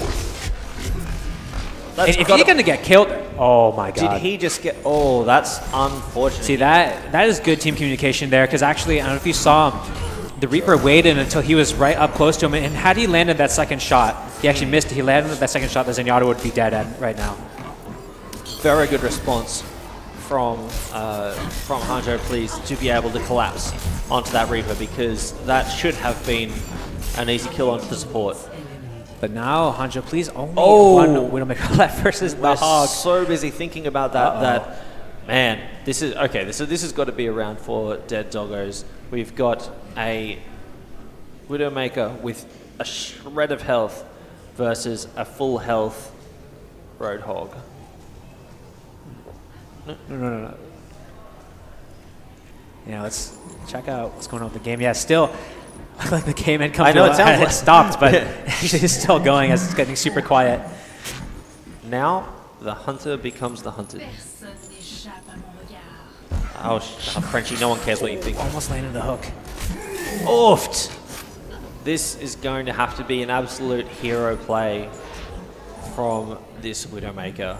Let's see if Zerocious can actually do it. I always think that this Roadhog has kind of gimping himself a little bit. She can really just hide out this round. She should not win. Oh my gosh. This. I was wondering why she had such a bead on the Roadhog actually. It's because they're being revealed right now. So it's like perma ulti for the Widowmaker. There's really no excuse for Roadhog to lose this. Actually, I don't know. I think the Roadhog is going to have difficulty getting a position. Oh my goodness, 5 health. Yeah, I agree with you actually. That's the thing, is that there's really... Okay, so where they're sitting at the moment, like there's a, 15-second cooldown on her... Okay, they're just going to accept that this is a draw. Because... I want the Roadhog to pop out of the ammo and just like fire one bullet, trace bullet right now. Okay, there you go. That is a much safer place to emote. Yep. Take a deep breath, get ready for the next round. Wow. Wow. I mean, so that's very... Hanjo Please had a good pick-off early, but they kind of just like fell flat as they're trying to convert on the rest of the kills there. And I get that it's scary to try and engage on a Widowmaker solo 1v1 when she knows where you are. But, I mean, at 5 HP, you breathe on her and she's falling over. I think at that stage it would have been worth gambling on the crit to just try and take that. Yeah, especially when you're already down in the series. When you think about the opportunities that you'd have. And I mean, that's got to be demoralizing as well. That's going to take away some of the momentum from there. But, oh my gosh. Not even going into cryo freeze for the health. Felt like that they would be able to dodge it, but man, this projectile play from Zerocious is just top notch. I mean, one of the things that we've seen that's been most effective is abilities that do negate projectiles. So the defense matrix and the Reinhardt shield, these kind of things have been hugely instrumental in making counterplay to a lot of these high damage dealers. And still, this has got one more hit's got to be curtains for Ana. She does manage to heal up though, so lucky thing. But on the other side, Farah has not taken a lick of damage, and even if she did, Mercy's right there. Yeah, the 90% charge in her ult. Yeah, the Zarya doing such a good job of being so annoying on the front line. Actually, pretty much 2v1ing while in the back.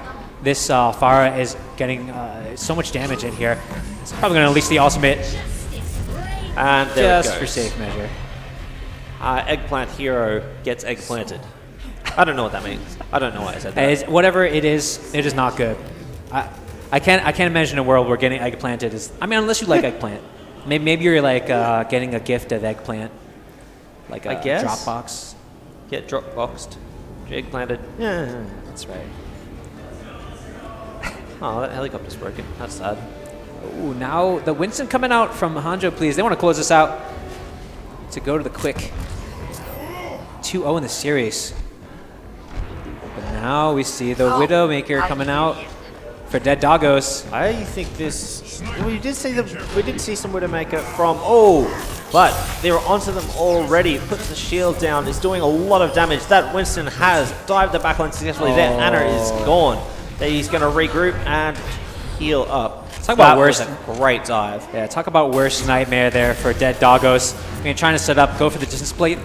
Hanjo Police has been playing projectile and hit scan for the entire game, and then all of a sudden they switch to this double tank and support. It's almost like they're reading their minds. There it goes. Meanwhile, still full potential health, and Hanjo, please take it out.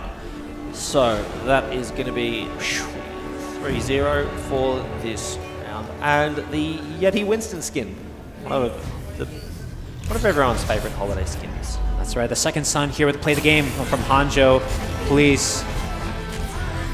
Again, so this is actually that round where the Zarya was chasing around. We actually couldn't see her very well, but she was doing such a good job of distracting the team. And I mean, you're forcing the team around. You're shepherding them into a position where it's not favorable for them. That is the second key to being able to win with a Pharah, is you're pushing around the team to places where they don't want to be, and they're focused on the front line. Meanwhile, Pharah gets free reign to the back line and is able to land the damage.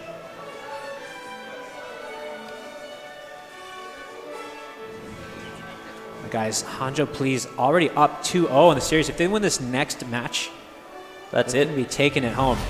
That will be their first RazerZone Open win. Get them some points on the ladder, and get them some sweet prizes as well.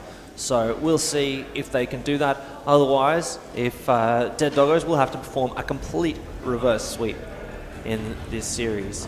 So they were going to have to win the next 3 in a row. That is a tall ask, but it looks like that Hanjo Please may do that on their own anyway. So maybe not impossible at this stage, but a little bit of Lucio. First Lucio of the day. Now setting up shop on this right side, using that speed boost to get these turrets up in the position where they want it to be. Meanwhile, Symmetra running to the front line, trying to get a quick pick, but the D.Va is already taking so much damage. And Lucio... But he's managed to be quite effective. They've actually disrupted things properly, but that's a 1-for-1. We now have Lucio Symmetra versus Widowmaker, and it never ceases to amaze me. Zenyatta just sitting back, slapping people with balls. It's fine. Yeah, I mean, Harmony or Discord, which one you get makes a huge difference. There's almost lining up that shot there. And Widowmaker that takes could one to shot the Lucio. skies with her hook. Yeah, Zerocious again on the Widowmaker, but does get engaged on. No orb for Widowmaker means that she goes down, so now it is a support. We like to call this, whenever it's support on support combat, I like to call it supportal combat. I don't know, it just has a nice ring to it. I might have stolen that from someone, but I don't know. I really like that. Supportal.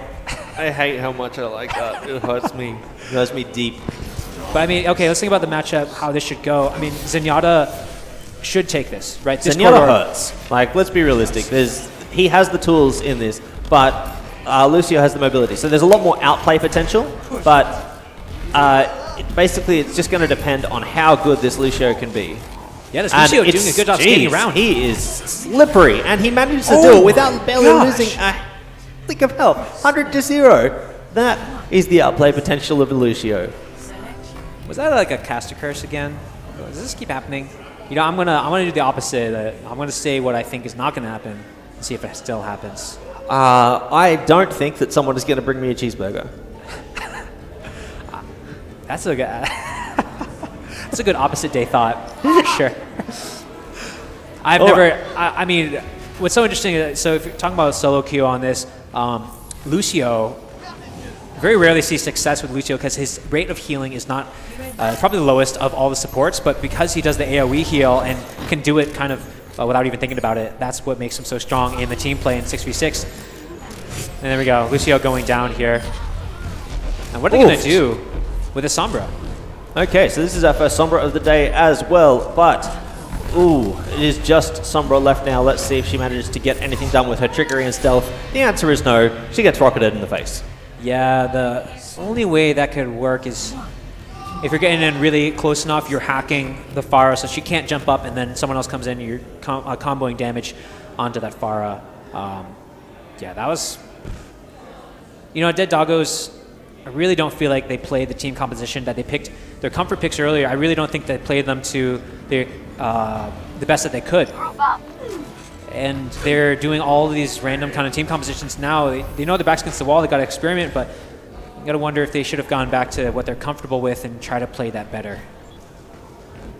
Yeah, and it's interesting seeing the collision of the solo queue mentality versus this, this kind of 3v3, which do work in completely different ways. And we get to see the and this is where the kind of the outplay potential I think has brought the Tracer back out because she's taken a lot of damage, she's putting out a lot of damage, and then she hits E, and then everything's fine. Oh man, 100 to 0. Yeah, Zerocious is looking to hard carry this game, and honestly, it looks like he's going to be able to. Yeah, Zerocious. I mean, we've seen Zerocious on so many characters and excelling at so much DPS, just carrying the team here, and of course, the second son also always on the tank, doing such a good job corralling the team and distracting them away from the DPS. I mean, have you even seen a situation where Zerocious really has to 1v1 unless they're like the last person? No, like no one is ever flanking him. He's basically just always appropriately peeled for. And I think, if these tanks do their job properly, it shouldn't seem like they've done anything at all until everyone is dead. That's right. And they're just disrupting for him perfectly. Zero's just hanging around the edges. Oh, Zero being we're a going team for player, the turret. We're going for the triple turret comp. Hey. This I like. This I've been begging for. I've been asking for this again all night. And we're going to see if this is going to work. But it's also slightly matched on the Hanjo Please side with a Torbjorn. Yeah, actually, so interesting. We saw the Torbjorn setting up on the spawn sides, but from the side of Hanjo Please, they set up pretty far back, expecting Dead Doggos to push up forward, but they did not do so.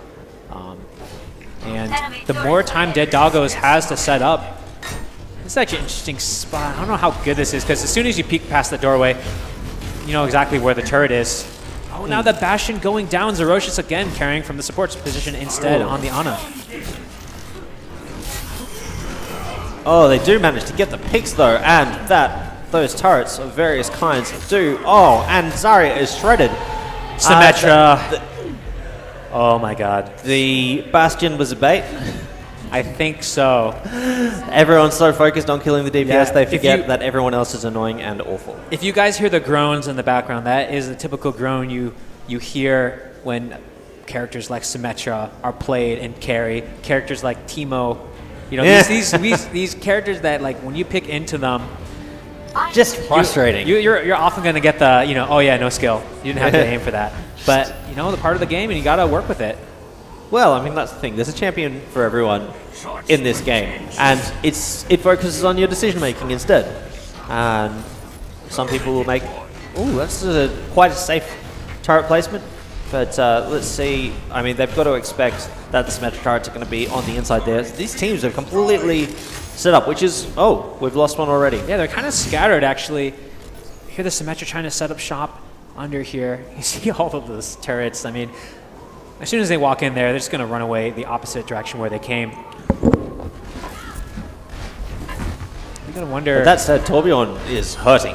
Like, there's not a lot. Oh, and he's down. He does go down. Now is the time. I mean, I would not be surprised one bit if Symmetra 1v3s. I mean, that said, there's also a Pharah on the other team, so she can destroy these things in mass, but really isn't. But they do manage to get that down. All right, guys, that is the clean 3-0 on the series. Well played, gentlemen and ladies. and non-gender specific individuals. Oh, but one last thing. Play of the game goes to Symmetra, doing Symmetra things. Here's that. I think this is pretty much like a 3v1, taking out the Ana, or actually no, taking out the Torbjorn, and then getting behind the Zarya. Her shield down clearly, and again, not getting buffed on the damage, but that range is allowing so much damage to continue to rack on. But ultimately, Hanjo Please taking the crown here, and so. Yeah, I mean, just excellent play, just super good tank play, and then Zerocious playing super well on the DPS, and Inferno Guy also on the support as well. We saw them swap around, but really, I mean, such a good communication and good team play, which is really what led them to victory there. All right. Absolutely. Well. All right, guys, so we're going to get over the winners here to have their win review. We're full of puns here. So we're going to take a quick second. And production, main camera, please.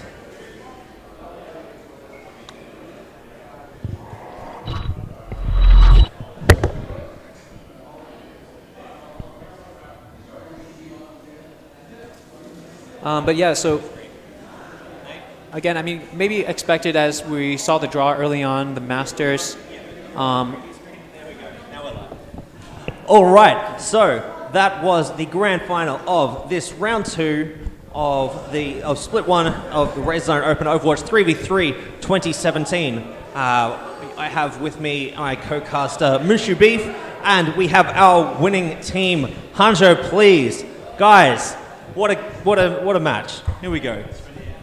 This is for you guys. Just incredible play.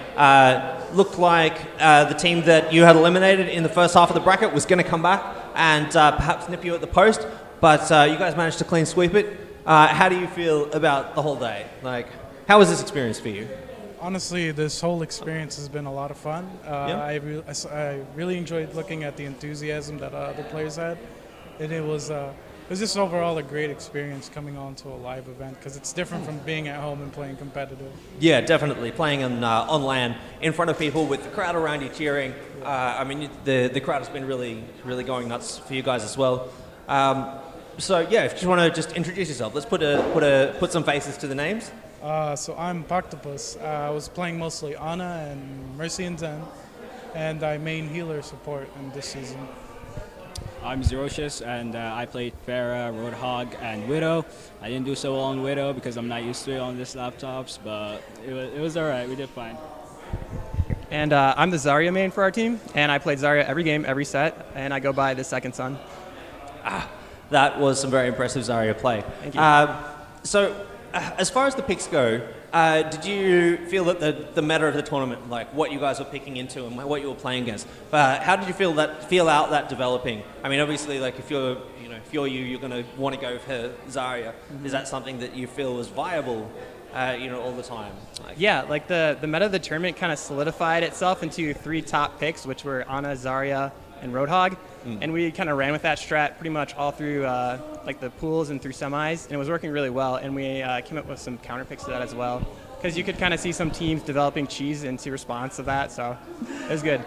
Yeah, we could almost see the frustration developing in response to some of that cheese. And in the lower half of the bracket, we saw a lot of Reinhardt to kind of mix up against that to kind of swap out for the Zarya and make those Roadhog hooks a lot harder to hit. But ultimately, you guys just played what I'm going to call like the true tournament meta style and kind of carried through it. So well done, congratulations. This is your first RazerZone Open win, yes? Indeed. All right, well, congratulations guys, we've got some prizes here for you. This gives you 100 OP, RZO points. You are now eligible for Tier 1 prizing, and you automatically qualify for your first promotion for the RazerZone rankings. So, sorry? Oh yes. And it looks like a co-caster has some questions as well, so I'm going to hand off to him briefly.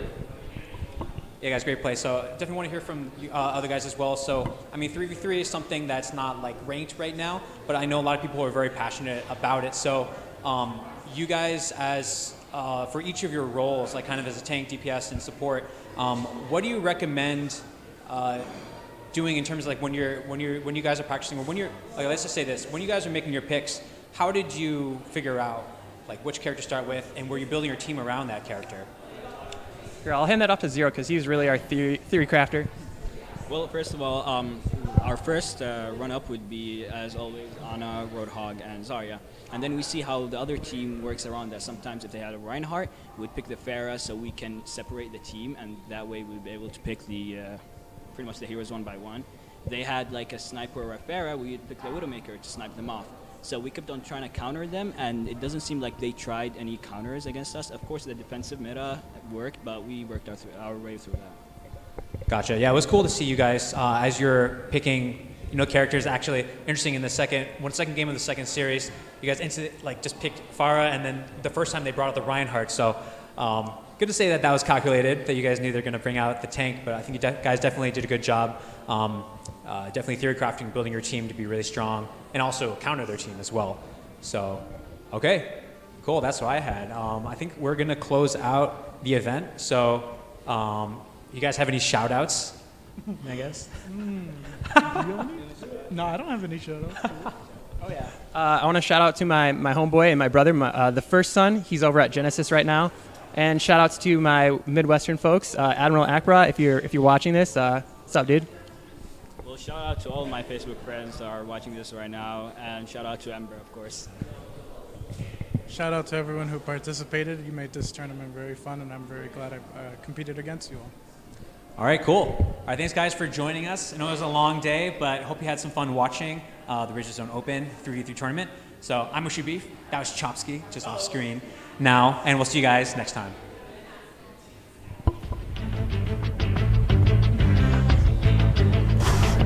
Thanks, guys.